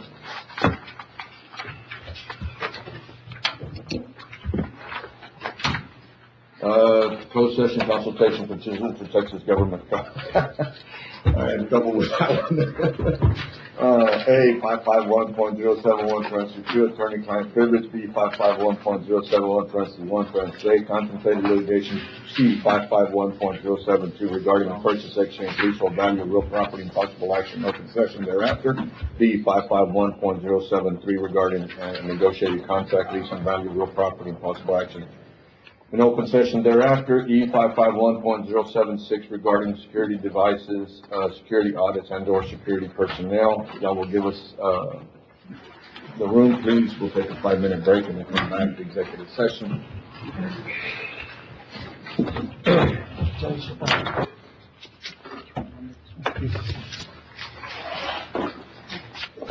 Fourth, we'll come back into session. 11:10 or 11:01. Trying to read that upside down. We had a couple items that were tabled. We're going to go back to item 27. Discussion possible action for Valverde Appraisal District to join Valverde County Health Care Plan. This item was tabled a little while ago. Do you want to come up? Presentation. Good morning, Judge Owens. Good morning, Commissioners. Jackie Casanova from the Appraisal District, and I am coming here, I asked for permission to get on the agenda. I'm coming here to approach the court about the possibility of allowing Valverde Appraisal District to join your health plan. Currently, we have 12 employees, and therefore we're a small group of healthcare, and it affects our rates. We're seeing an increase in our premiums, and they're just becoming unsustainable, and so we're approaching different entities about possibly joining your healthcare plans. Just as a comparison, the county currently pays $596.94 per employee, and we pay $1,152. And based on our conversation with TML, we're looking at an increase of an additional 12% this year, and this is just preliminary. It's not set in stone. We won't know until further on down the month. In the event that you would let us join your plan, our rates would save potentially $80,000 for our entire budget. And so that would have a very small, and I think it's like a $9,000 increase on our preliminary budget versus last year's adopted budget. And so that would basically mean that your contribution would probably stay the same. If this is something that you all would entertain and that we can do, we can get the county attorney and our attorney involved in coming up with an interlocal agreement to possibly join the plan. And then your contribution would be decreased by the amount that we would have to pay into your health care. We had this conversation probably in 12, 13, something like that. Yes. And at that time, the court at that time had decided not to do it. Okay. Because of, y'all had a lot of people, y'all had a lot of claims. Okay. So when you're put into our pool, it makes our dollar amount go up for all 268 individuals that we have. Okay. All right. So my personal opinion would be before we would actually decide yes or no. Okay. If we would look at the claims, would that be I mean, when we talked about it a little while ago also, if we could look at the claims, it would just scare me because back then, the savings that we had, it was big like it is now. The problem is that now I've got what I pay monthly on the 268 individuals is going up. Okay. And it was fixing to get eaten up. Okay. Whatever savings it was. Okay. All right, so. Maybe you can get with Juanita and sure. Y'all can look through what y'all are versus those claims and we can look at the effect. Okay. Absolutely. Yes, sir. Do I have a motion on that one I'll make a motion to have her get with Juanita and to look at the claims and to see the effect on our insurance and to get with TAC to see what those effects would be. Second. I have a motion and a second. All in favor? Aye. Anybody against? Motion carries 5-0. I'm sorry, the motion was by Commissioner Nettleton, second Commissioner Flores. Okay. And then we had, thank you, ma'am. Thank you, sir. We had some other items that were tabled, and I don't think any of them we need to go back to. What about item 35? Are we decided just to leave that table? I thought that was a discussion when it was tabled, it would be tabled until. Further notice, yeah. Yes, and then we brought that. And then I had 17 and 21, and I think both of those are going to be tabled. One of them I'll take Commissioner Ward out, and the other one will wait for through the budget process. Are we going to, on item 21, are we just gonna recess, or are we just gonna leave the table? No, we need to go back to that one. You're right.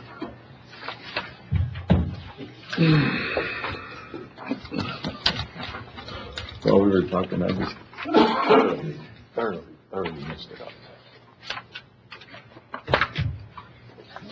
If it looks like I'm confused and. Or do we just leave it tabled and The item, whoever wants to show up? That one there, was the one on the meeting? Yeah. Meeting tomorrow at 2, I believe. Okay.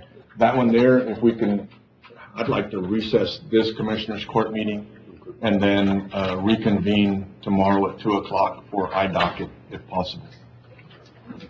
And then whoever shows up, but at least we can ask discussions, whoever shows up as members of the court.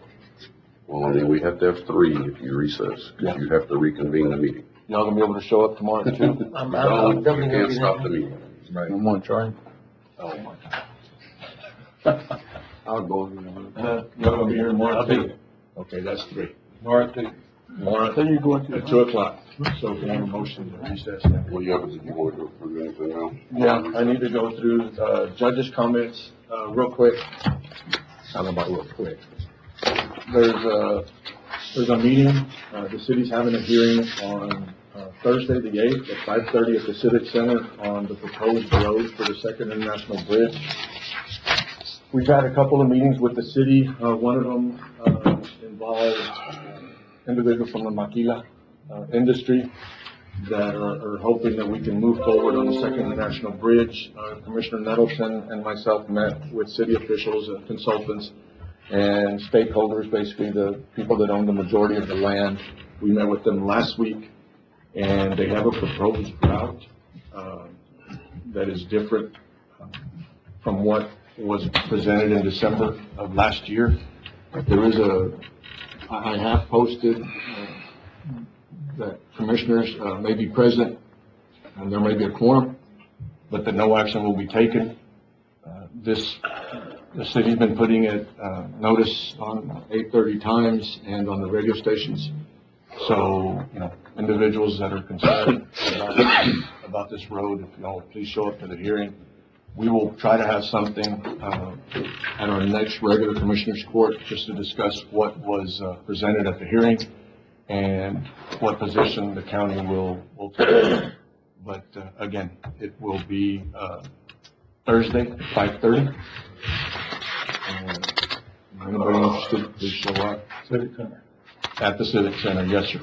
And they're moving it off of Las Pisas a little bit, but closing part of Las Pisas. And there's probably about 6 or 8 individuals that are gonna be directly affected. The other ones, those could be affected, but directly because it's running through their pieces of property can be directly affected. All right. So any commissioners comments? No comments. And, if we can go back to that item, make a motion. I'll make a motion to recess this meeting until tomorrow, June the 7th at 2 p.m. in this same room. Okay. Do I have a motion? Do I have a second? Second, yes. Second, Commissioner Vasquez. All those in favor of the motion? Aye. This meeting is recessed until tomorrow at 2 o'clock. Thank y'all.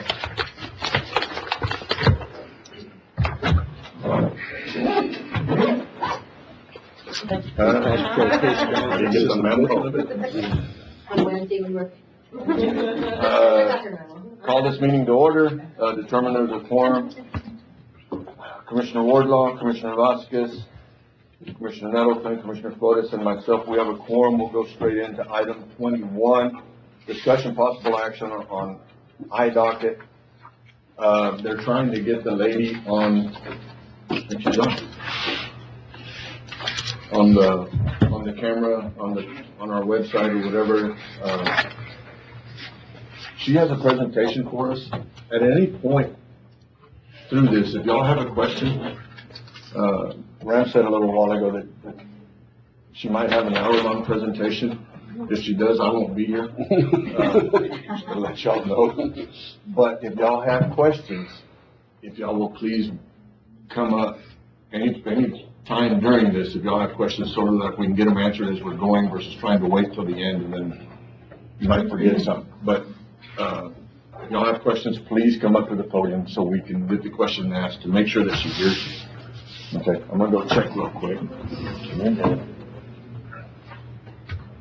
don't know if we have a technical. We good? She's not? She's not take over? Go ahead, Dan. No, don't have her take over, she can talk.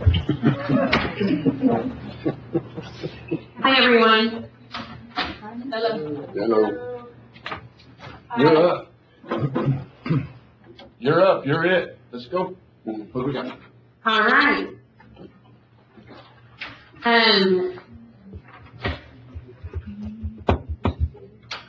Y'all are ready to get started? Yes, ma'am, go ahead. Okay, I'll start by sharing my screen.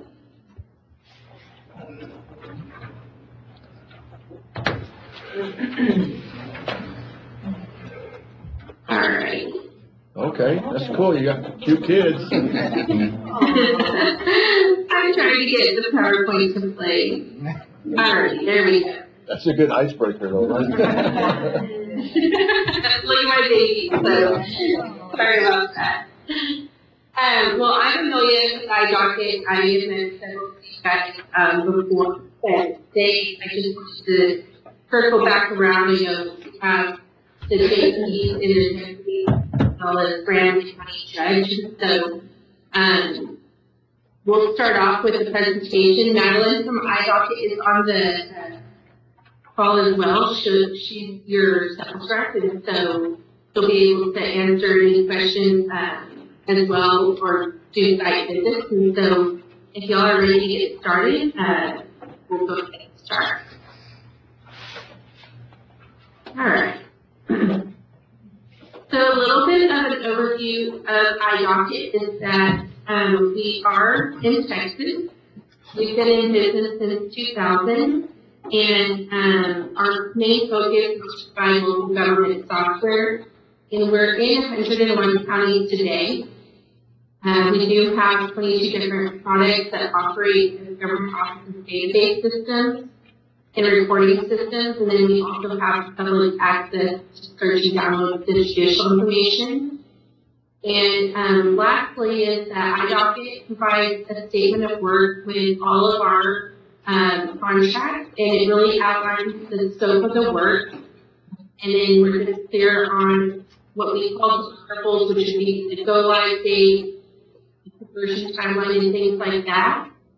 And so the other thing is just building out this timeline. So I know today we have shown the software previously, but there were questions about missing features.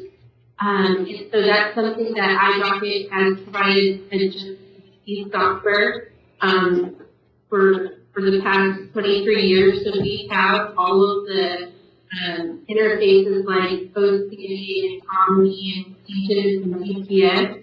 And so if there's anything that we come across in the project initiation that you guys are looking for, we build that into the scope of work and put a timeline on it. So that's something that we do with all of our customers because we want to make sure you are being more efficient in your transition, and then that you have more accurate data reporting and everything is automated for you. So today our meeting goal is really to just have an overview of iDocket, do a demo, and talk about expectations and provide the next step. And so before I start the demo, I wanted to kind of talk about what our court's JP Cloud system its main objectives do for our customers is that we really focus on streamlining the workflow. And so that's something that if there's an interface out there so that nobody has to re-enter a ticket, or if the OCA comes up with an interface for the public safety reporting system, the PSRX system, to where you can, you don't have to enter the data to two different platforms. That's what we always try. The other thing is just decreasing manual paper-based processes.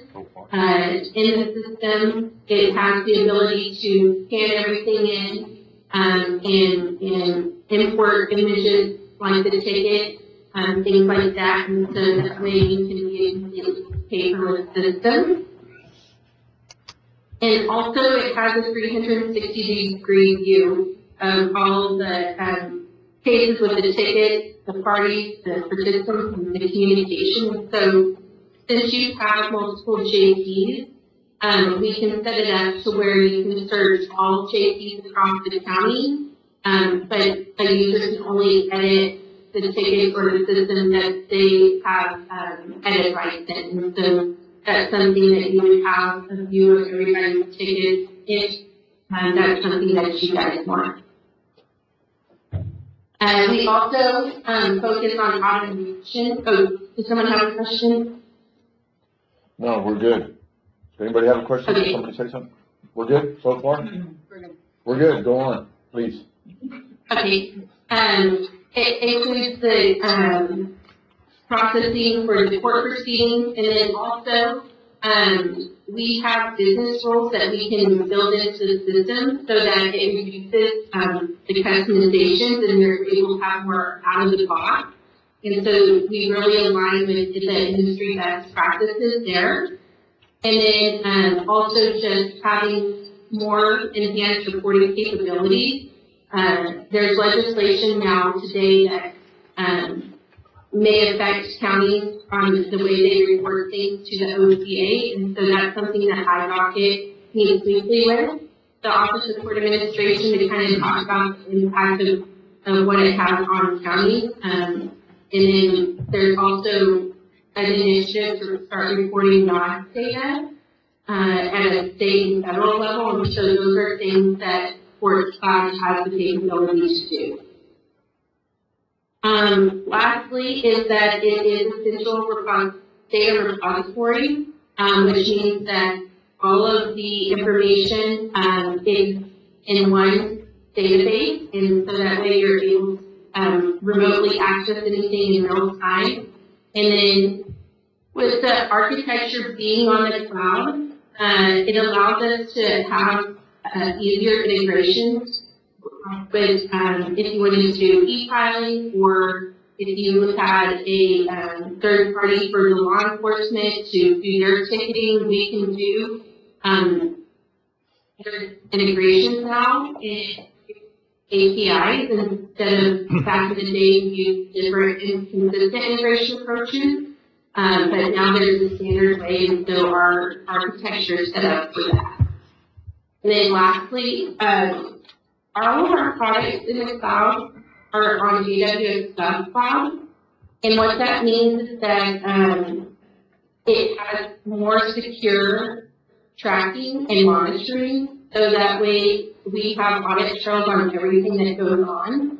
And then also with the response to the system, we have service level agreements that it shouldn't, we have to meet where it won't be, if it's slow, we get a notification, or if it goes down, we get a notification. If there's any kind of breach or anything, we get notifications, and so it has more of an improved security, and it also backs up automatically. So those are some of the things about high level towards JP objectives. And then lastly, before we jump into kind of the demo, is what our case management system does. It really is a complete ticket and misdemeanor management. It has the DPS ticket import and with the state crime reporting. It's easy to now manage your defensive driving. And then just on the notices and the complaint forms, you can do that directly from the case. We do have collections. We can use a third party for collections if you'd like to, or you can run your own collections. And then we also can do customer reports. We have financial reports, Omni reports, and OCA. And then lastly is that we do migrate all of the data from, y'all are using EDOC, and so we are familiar with migrating that information to our case management system so that you won't have any loss of data. So does anyone have any questions before we go to the demo? Amelia, I have one. Are you able to hear me? Yes. Okay. You said 100 counties. How many of those counties are full suite, or is that just in one office in a county? Those are offices, and so with the full suite, we probably have about 10 counties that are from the sheriff, the prosecutor, the clerk, and the JP. Okay. And is Johnson County the largest? Johnson County is not our customer. Okay, what's the largest? I would say our largest client, For full suite? trying to think, the full suite, yeah. I think the full suite is probably about 25,000. In Orange County, we have the clerk and the entire court staff, and they're over 90,000. And so it just varies on, sometimes they don't use our full suite. And that's something that we really encourage counties to go with one vendor, because we are looking at saving money. The way we can save money is that with AWS, we have to buy an environment for Valverde County. And the cost of data to store is not very expensive, but the database is expensive, and then also the monitoring tools are expensive. And so the more offices we have in our AWS downtown environment for Valverde County, it allows the cost to go down because we have county level costs. So that's something to think about when you use different vendors and you're on the cloud. It's kind of similar to having on-prem. You have to have a server for each county or virtual server. Hey, Amelia? This is Ram. I got a question for you. The presentation you're making today, is it on-premise or cloud-based? Cloud-based. Okay. Is that what we want to be? Currently, we're on-premise with them. But we wanted to be, the Odyssey was, and it looks like we would want to go to cloud-based. My question to y'all? That would be the goal. The goal is cloud-based. Yeah. Okay. Yeah, that's the goal. And that's what she's presenting? And that's what you're presenting today, right, Amelia? Yes. Okay. Okay. One question, Mark, Doc. Real quick, if y'all don't mind, we're just going to ask questions. Ram, you had a concern earlier, and I told you. Our concerns are, and I'm not a CMS user, first of all. I'm just your network admin. But when we visited with EDOC and compared the modules or the data modules with IDOC, they don't match up. So our biggest concern is existing data in EDOC, and should the court decide to move in this direction, how does that migration take place, and what happens to that data that does not match up? So, IDOC, whenever we build the statement of work, we actually meet with the HJP office to understand the needs that they have and any challenges that they're dealing with. So that way, when we do the migration, that you aren't losing data. And so with EDOC, with their JP system, as I mentioned, our platform does all the JP reporting needs, EDOC, net data, Tyler, we all provide a JP system. And so really the difference between vendors is just the customer support and user interface. And so IDOC focuses on that customer experience, and we definitely want to make sure that there's a plan for everything there. And that's the new project initiation. We sit down and make sure everything is getting converted over correctly. And then if anything needs to be cleaned up during the migration process, we will build that into our timeline. Okay, so would you be open, Amelia, we have a large crowd here, 4 different precincts, and we have our deputy chiefs present, and there are, boots on the ground. They're the ones that really use this application. Would you be open to the idea of meeting with each precinct? We could do this via Zoom as well, and taking on samples and questions that way versus the broad discussion that we're having today. Most definitely. Go ahead. Were the JPs the only ones switching? Everybody else? No. The Commissioner Nettleton just made a point.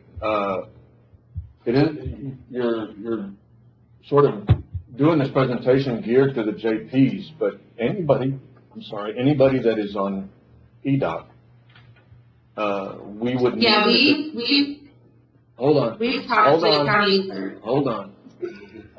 Anybody that is on EDOC, we would have to go to IDOC. So it wouldn't be just the JPs, it'd be the county court at law, it would be our county attorney, it would be our county clerk. Basically, everybody on this block that is on EDOC or EDOC would need to go to IDOC. So not only would we need to meet with the JPs, but also with the county court at law, our county attorneys, and our county clerks, and make sure that the questions that they have are answered. That we sort of go down this road and we don't make any mistakes. What about the DA? The DA currently has iDocket, but they're no longer using it. They have quite a bit of data they'd like to retain. Sheriff's Office also has, I believe, state records that utilize, they use both actually. So they would need to be converted too? Yes. Mm-hmm. Well, actually, no, they're targeting other databases. Well, so they would just need access to it, the client. But they need to go to this. But they need to go ask the questions. And all the district is already district clerk, yes, they're already on that platform. And I think a couple of them are also paid for the license for 83rd and 63rd. That's correct. But this way they would go to one platform. Is that the platform? Yeah. Or not? So again, I think my biggest concern is when we get the proposal and you had the concern, where does this information go? Who's going to be paying for the information? I don't want a moment that now it's gonna cost us more money. That Yeah. needs to be part of it. Data conversion and migration is obviously the most critical.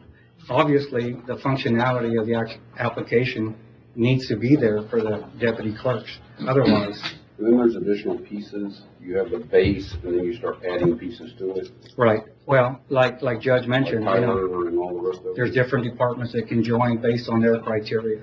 I've got a question. Who will have, control of all this information? It's a good question. It's all permission-based. So just the way EDOC is permission-based now, well, even IDOC. We have different elected officials currently that are in charge of the permissions, the setting up, the passwords. That would be something for the court to decide, in my opinion. And that's one of the deals also that, and she hit on it a little while ago. The courts, they would all be able to look at what's there, but they would only be able to edit whatever they've inputted. It wouldn't be something, just for example, I wouldn't be able, if I inputted, I wouldn't be able to edit your information, but I'd be able to look at. Just what concerns that department and that's it. Permissions We're not can biting be, into somebody else's information, the DA. That's or, right. That's right. permissions can be set at the viewing area, at the printing level. It's my understanding, we've had problems in the past where certain departments have blocked any viewing from other departments. That is Well, correct. that's the whole reason about this, that who's gonna control this information? So everybody's gotta keep control of their department, and that's it. I mean, you can't go into the DA or county attorney's information or any other department. Just whatever is your department. Right. But you'd be able to look To view. if the licenses, Yeah. were set up. like Based on that. the settings. and- Yeah, I can give you an example, like the JPs, we all can go into each other's systems and view, but we cannot print and we cannot edit. If, John Doe comes to the window and he wants to see where his ticket's at, we can go into their software and check to see if it's there and direct him to the appropriate court. There is blockage on the views because, some information, has to do with juveniles. And some information also has to do with inquests, when they pronounce someone dead. We don't have view, like Judge Cole pronounces somebody, we don't have access to her system in that area. We cannot see, it's just basically traffic. The way I see it is, Criminal. the 4 JPs to me would be one department. Mhm. The DA is a separate department. The county attorney is a separate department. Yeah, but my understanding is that as well is eventually, the whole, I mean, maybe I have a misunderstanding, but what I'm assuming is that everybody wants to be on the same page so that it becomes paperless, where I don't have to be called and I have to print out 50 documents to take to the DA, when they can just go into that software and print out whatever they want. That's the point. Or, the that's whole what I'm point. thinking that. He needs this is- information, he has access to it. Right. The DA or the judge. It makes it easier for, But the DA is using a whole different program. They're using TechShare. Yes, they are. And That's so why they're using not gonna use iDocket. Yeah. So that would be a department that would not use it, but pretty much everything else, every other Would department. they still have access to it? Well, I don't by know. permissions.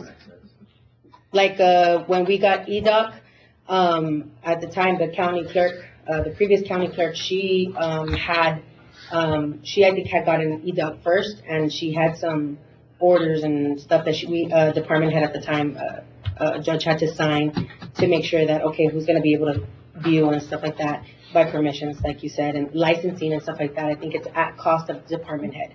If you're gonna use it, then you have to pay for the license. No, but this right here, I mean, if we set it up right, I mean, it's gonna run through the court as to who's gonna use it, and we'd be paying for it as a court, not through the judge, not through. Department. When you turn in your software deal, that line item would have all this in there Included. versus each line item. And at that point, if you wanna do a technology fund and take it out of their technology fund, we can. But if nothing else, it would give a platform that everybody could view, but you just can't edit. If you want to follow a ticket or follow a case that you've already set up or you magistrated on and you want to follow it, you got the capability to see where it's at. And like you said a little while ago, when it comes to a ticket or stuff like that, you can actually look it up and direct them to the correct precinct or the correct judge. And I think on more discretionary, well, like more, I mean, I don't know, David, but like on more like detailed information with, like I said, minors, stuff like that. Usually even like when the press comes in to ask us for magistrations, we run it through David, right away, or DA if it's spelling. But also, We can, I mean, based off, like she said, the needs, I mean, I think that a watermark system in the system would be also a good thing to have, that if someone, you know, because most of the paperwork in our offices are public record. So, you know, we can, you know, release it at, obviously, Judge, we do have, like in our office, we do have a procedure.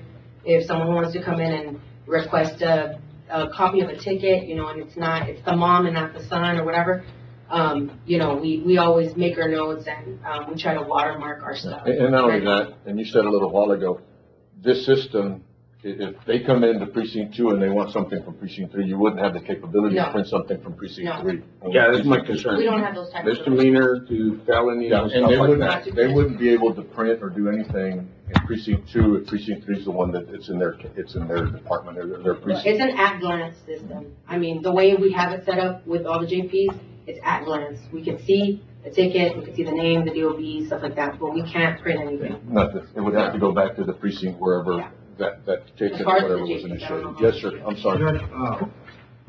And once again, there is sensitive documents that, even though they're public record, before we hand them out, we have to redact a lot of information for whatever reason. Will other courts be able to even view that information? Because if let's say hypothetically I have a juvenile in serious cause or matter, and when we scan it into the paperwork, magistration paperwork, it has all the details in there. I'd hate for anybody to go over there and even just view that. Like an EPO. Yeah, you know, because especially. Ma'am, did you listen to the question?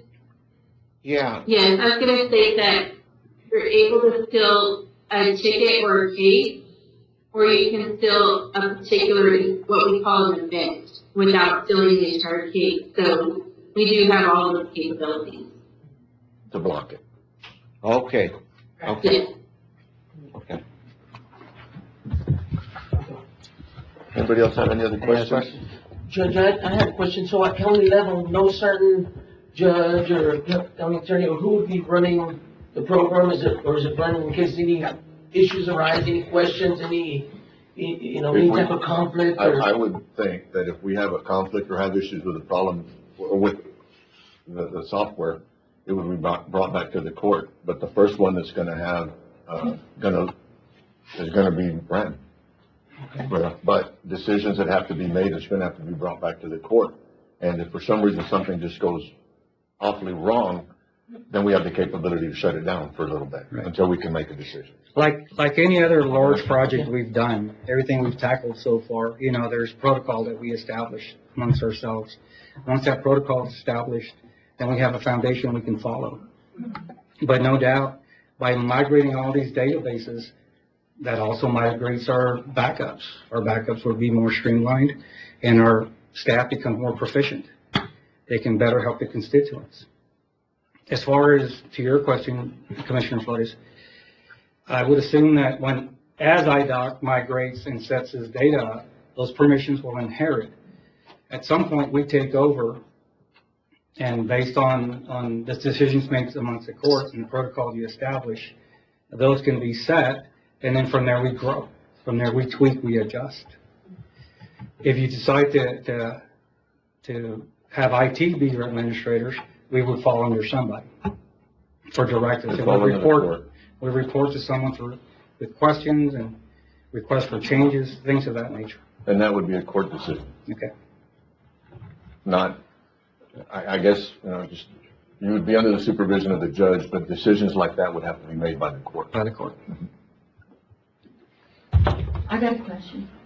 Yes, Judge. So if we were to get iDocket and they'll give us access to their material, will we have to pick only one person out of our office to be able to do the viewing and have access, or will we be able to allow both, like me, both clerks to be able to have I would access? think, just my opinion, that Right. it would be up to the county or to the judge or the elected official as to who you would want in that system. So it can be more than one.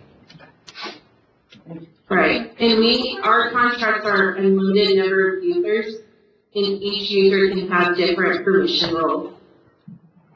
She had questions. So, my question is, so how many licenses are we talking about per? How many licenses are we talking about per department? I'm the county clerk. So we have unlimited licenses in ours, so we are based by users. So if you have, however, 100 users and 15 of them are internal for your office and the rest are external through other offices in the county, it doesn't matter because we have unlimited licensed users. And you're not charging me per license for my department? Correct. Yeah, I would assume that if you choose to go down this road, we would base it on count. Would these be concurrent licensing? So we have, and when we do our proposals, we have the one-time fees are due at contract signature, and then the annual support fees are due whenever the project initiation is signed off on. And so if we are working 2 or 3 offices concurrently with their project initiation, it could be concurrent. And then on year 2, we can prorate to one date so that the annual support fee hits countywide at the same time.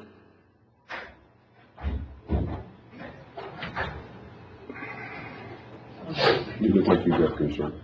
No, what I'm envisioning is a set of licenses that applies to users, doesn't matter what department you're in. It's overall on the application. Right, when we do ours, it, say that the county clerk goes live, and starts the project in October, or she starts the project in October to go live in, February. It's an unlimited number of users, and you're licensing the product, and we can add as many users. So, does that help answer the question? Yes, it's very much like Windows licensing in a sense. We're good there? Did y'all have more I got another questions? question, Judge. Yes, ma'am. If, I know Judge Gonzalez bought the license for EDOC because he wanted access to our images. Okay, so, is there any way we could have had them to see, because I know they've been having problems, Judge, and they've been calling our offices, can I have copies of this, and that? So we have to give them copies so they're not seeing images or something like that. So they're having issues. So is there any way the JTs can meet with the district judges or county court to see what kind of issues are they having as far as not being able to see images, especially whoever has access to EDOC? And maybe we can tackle that also as well, so that they don't have that issue. Yeah, that no, they're I mean, having. this is the time to do it. So if y'all need to meet with the district judges or the county Because judge, the county court at law judge. That's where a lot of our even- paperwork goes, Judge, up to county court at law, district judges, district clerk, county clerk. And we'd like to know what issues are they having, so that maybe we can mention it to them. And I will tell you that when I brought this up to Rand, we had a conversation with Matt about which program, and then visited with commissioners and David, and then visited with Rand. He was one of the ones that said, look, we need to begin to have meetings for the simple reason that they have questions, and then he had a lot of questions. So this is why we're here. And I will say that even if y'all think something's silly and don't want to ask it, please ask it. That way we can move forward and listen to y'all. Is iDocket the company with the Winnie the Pooh calendars? Yes. Yes.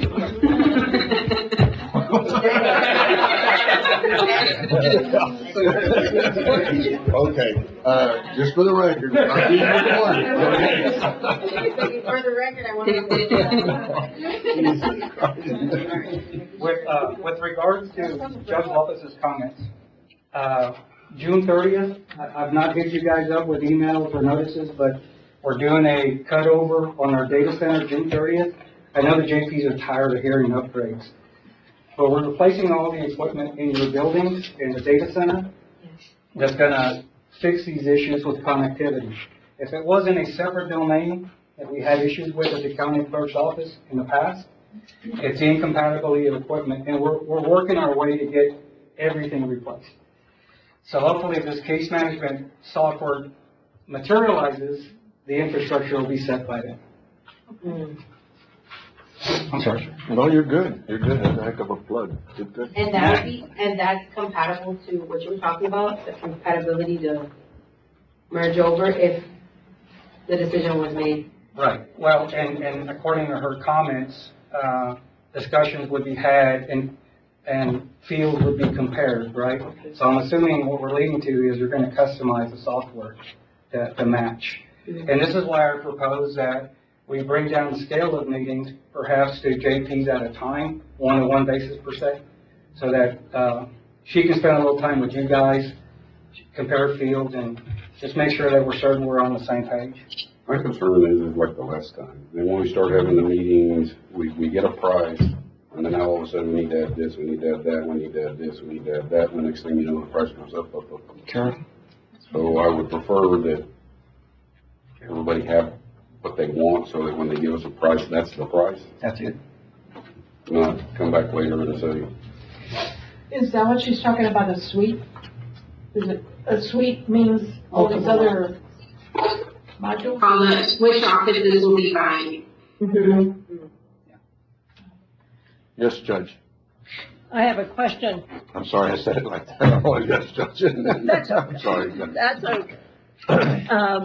My question kind of connects on to what you said, Commissioner Nelson.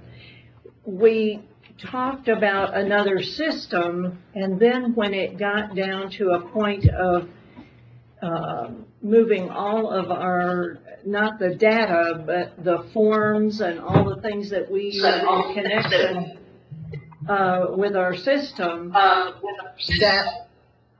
that was not going to be a part of the original plan. There was going to be extra charges, and as I recall, it was quite a lot of money, about $100,000 maybe, to have the forms and all the documentation transferred over there so that we can use what we're using now in this new system. So what my question is specifically is, how do those forms and documentation get into this system, and how much does it cost? And I guess that's why we're here. If I can jump into that, I don't believe that was, I don't think Rand's going to recall that either. I don't think there was any additional charge. I think there's rumors that there was going to be, but these are all state forms. We're not going to ask for anything that's not required of us. Any system you choose is going to have these state forms preloaded. Now, if you want something different, just like out of our financial system, if I want something different, I can get with one of our technicians, I can describe what I want, and he can build it for me, or I can go in there and build it on my own. So it just all depends, but the state forms that we're going to need are going to be preloaded in any system. I wasn't speaking really of the state forms. What I was talking about is the Texas Justice Court Training Center's forms that they recommend that we use. Those want to be state forms? The Texas Justice Court Training Center, and that want to be state forms? If y'all have, the JPs and the administrators, if y'all have forms, if you can, when they go to meet with you, present that to them. That way they know exactly what you're talking about, that this is the way we do it, this is what happens. And then they can go through it. And like you said, that way we're not surprised. Actually, give them examples of what y'all want to do and what is it that y'all do. Well, primarily it's forms from the desk books and from the Justice Court Training Center, and each JP has their own little tweaks that they do to them that make them work for our offices. And why we all have our own different forms? I can answer that. Okay. Okay. It's just that the Texas Justice Court Training Center provides these forms as a model to use, but not something that we have to use, if that makes sense. And that's why every office in the past, even before our times, they kind of used either a standard form that was shared amongst them, or everybody did their own, but they followed the model that was provided by the training center, I guess. And again, I get back to where if y'all have a form that y'all use, as JPs, or even the county court at law, judge, or something that, you know, Mr. Martinez, something that y'all have, when y'all go to visit with them, please provide examples of what she's talking about, what you're talking Yeah, about. there's hundreds of them. But y'all have certain forms that you use on a daily basis, right? Through y'all's process. So those forms right there have a jumping off point. If you can visit with this lady on a one-on-one basis, that way y'all show her what is it, and the way y'all do it. Each JP's gonna, you said tweak it a little bit. If it's tweaked a little bit and the form's not the complete standard form, we need to get that to them to check and see how we're going to put that in this system.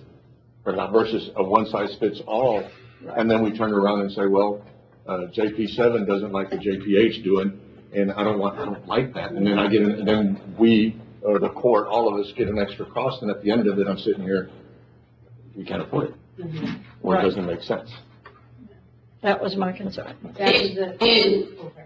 Yes, ma'am. And I think form system is a really good point. It's that docket notes that the associations come out with form templates, but everybody changes it a little bit. So we're able to take the forms that you have and set them up, and then ongoing, if you have a form that you like, you can submit a ticket. And we'll import that form into your system. And that's part of the annual support that we factor in form management, legislative updates, customer support. And so we know that counties run off of a budget, and so you can't have miscellaneous fees pop up. And so that's something in our annual fee, you're paying for everything all inclusive. Make it easier for the county. They got a lot of visiting to do before we can decide That's- if this is even a direction we need to go. I guess before, now bring it back to the court, before we bring it back and put it on the agenda again, if they can be one-on-one meetings with each one of the departments that would be moving over, which it would be anybody that is not on it already, that is on docket. If we can set up meetings. So we're looking at this software, Judge. Is it also so that we all can be on the same page, have access to our documents? And is it also the cost, or is it also about saving on licenses? Is it, can we get something, how much we're saving? I don't know how much money we're gonna be saving because we don't have a cost. But we are looking at that as well? We would be looking at it also, yes, ma'am. Thank you. Our biggest thing is when we talked about is that it would be one system versus two systems, and I'm paying I'm paying both licenses in order to look at at what they're doing in different courts. That we need to get away with, or do away with. I would say that, and if y'all are okay, there needs to be meetings set up with each one of the different departments. And y'all have already listened to what she has, so I mean, to me, you know, if y'all have questions, start preparing them, prepare your documents, prepare the forms that y'all have so we can have her look at it. And she did say right now that would be part of the annual fee. I just want to make sure we don't, if we do this, we don't get hit with another bill at the end of it because we didn't ask the question. Right. What is the cost at this moment for this? We don't have a current estimate. We got one for last year, I believe. And I wasn't involved in that, and I don't know if their meetings were had. I have it here, Ren. I'm sorry? From last year, what's the actual? Was it 1.2 or something like that? No, about 800 and something. 862. There was a proposal that landed in my desk for $800 and some odd $1,000. One of the questions, I don't know even know who sent it to me, but one of the things that was in there is that when it was given, there was a proposal that we were paying $15,000 for a license in 83rd or 63rd, and then our county court at law was $30,000. So my question is, how would I even present this to the court if I'm paying $15,000 more for him than I am over there? I mean, they have to be somewhat balanced. But I will tell you that at the end of the day, those costs, they're gonna have to be brought back to the court. Yeah, definitely. And looked at. But we can't even begin to get there unless y'all are somewhat happy. That way, you know, we're not making a decision to move forward on dollars and then people ain't happy. So. Yeah, we have to tackle that, and And there will be some funds, that we'll look at, different avenues for funding, based on what is going on with other departments or, other operations without just opening the I'm going county. to ask Amelia a question. Amelia, my name is David Martinez. I'm the county attorney. I saw it just briefly notated on some of your notes that were projected, some interfacing between prosecutors when it involved, or with the JP's offices, when it involved traffic tickets. But we also obviously prosecute Class A and Class B misdemeanors, which means we have to be able to, or one of the things we'd be looking for is a prosecutor case management type system or program that would allow us to receive case reports. I saw where law enforcement can submit tickets through this program, but with the same, is there something parallel to that for county court of law cases, for example, Class A or Class B misdemeanors, right? Whether it's DPS or the sheriff's office or PD would be able to input their information online so that I get it, I make my prosecutorial decision, I can share discovery through a portal with defense counsel, things of that nature. I'm sure you're familiar with those types of programs. Is this something, can iDocket accommodate something like that? Yes, so, with the development configuration, we perform all the conversion to implement, but we also perform all the integration that you guys would like to share, and every county does it differently.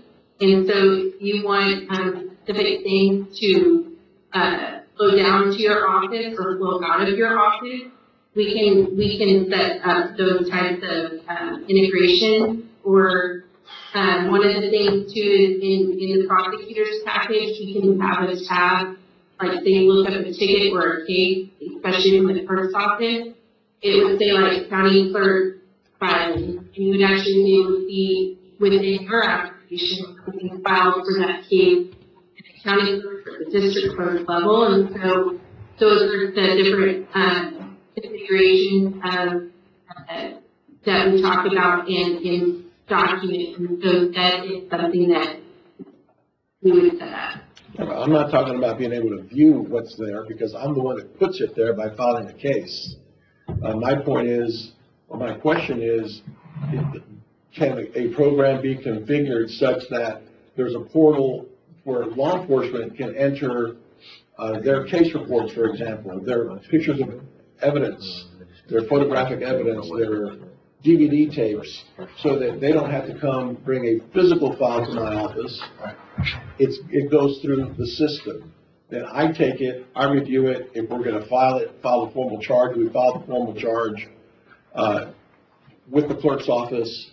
And at that point, then, is there a portal that can be created to share discovery? Because then I have a statutory requirement to share all of that, or most of that information with defense counsel. And again, if we're trying to go paperless, I need defense counsel coming over here, and then I have to hit print on everything like that. If they had a portal that they could enter or view, then I can share discovery that way. So answering the first part of your question about the case reports and incident reports coming from law enforcement, and if they can enter it in your system or have a portal so where you can access it, they would have to use our application so that we could write that integration, because we are capturing all of that in our records management system, RMS. And so they would have to use our application if we want to pull information from the sheriff's office. And then for your defense attorney, in the prosecutor package, you do have e-discovery, where you can go in and you can add who you want to share that discovery with under party. And then you can actually go and it's a video button where you can click and say, I'd like to share these records with the defense, and it could be any type of record or media, depending on what you have in your system. So the e-discovery is built in. Enforcement piece, they have to use our system for it to import over. Right now, do you have any counties where they're currently using a prosecutor, case management system with law enforcement? We do have about 3 of them using it, but they're not fully integrated, where they're having that information put down, and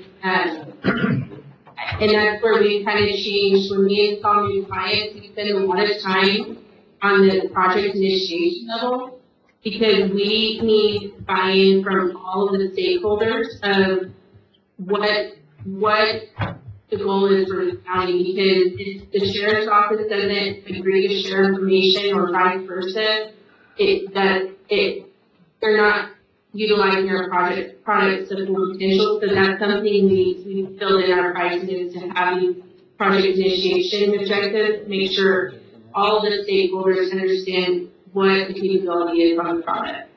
Sounds to me like they got a lot of conversations to have amongst themselves before they get to us. For example, should they give us one? Okay. If y'all don't mind, I mean, yeah, we ain't nowhere near Right. making a decision or we just ain't. So if y'all don't mind, I want to thank you for doing your presentation. I appreciate it. I think the work's just begun, so good luck. For sure. But I would recommend that we start having meetings with iDocket and then one-on-one with each department. You don't get over any of these challenges. But is this something that is this something that would still be an annual fee from the GP, like a maintenance fee? Of course. That we would have to pay, Of course. right? Okay. For support? Yeah. Yes. Okay, Yes. all right. But, if y'all don't have any more questions, I think we've beat this horse long enough. Y'all do need to please be engaged, visit amongst yourselves, and for definitely, if you will set something up, we're just gonna run it through you. Okay. If you don't mind, Ram. Set up the meetings with them. He will get y'all, her contact and everything, but I would recommend that at least somebody from IT be sitting in every one of the meetings, to listen to what's going on. That way, it's probably gonna bring up more questions for you too. Sure, no problem. Can do. All right? Yes, sir. You got a list of all the people that are on EDOC, and I I'm do. not so sure you don't need to invite some of the people that are already on IDOC. I do. Actually, this was just our first meeting amongst JPs. We did consider county court of law and others, but crowd was going to be too large, so we decided to do just JPs. But Amelia, you can tell this is just the start of a bigger conversation. So allow me some time to visit with the JPs, and then I'll shoot you a schedule and see if you can do a one-on-one with us. Thank you. That would be great. All right. Okay. Thank y'all so much. Item 21, no action needed. If y'all don't mind, I have one item that I need to take care of in executive session, and it's item 38, closed session consultation pursuant to Texas Government Code D551.073 regarding a negotiated contract, lease, or value of real property and possible action in open session thereafter. If y'all don't mind, thank y'all so much for being here. Rab, thank you so much for putting this together. Don't forget to get your questions together. And, if y'all will give us a room, we're gonna go into executive session for just a couple of minutes. Thank y'all. Thank you. It's like on TV, Judge. Court, come back into session. No action was taken in executive session. Commissioner's comments? None. County judge's comments? Absolutely none. This meeting's adjourned. Thank y'all so much.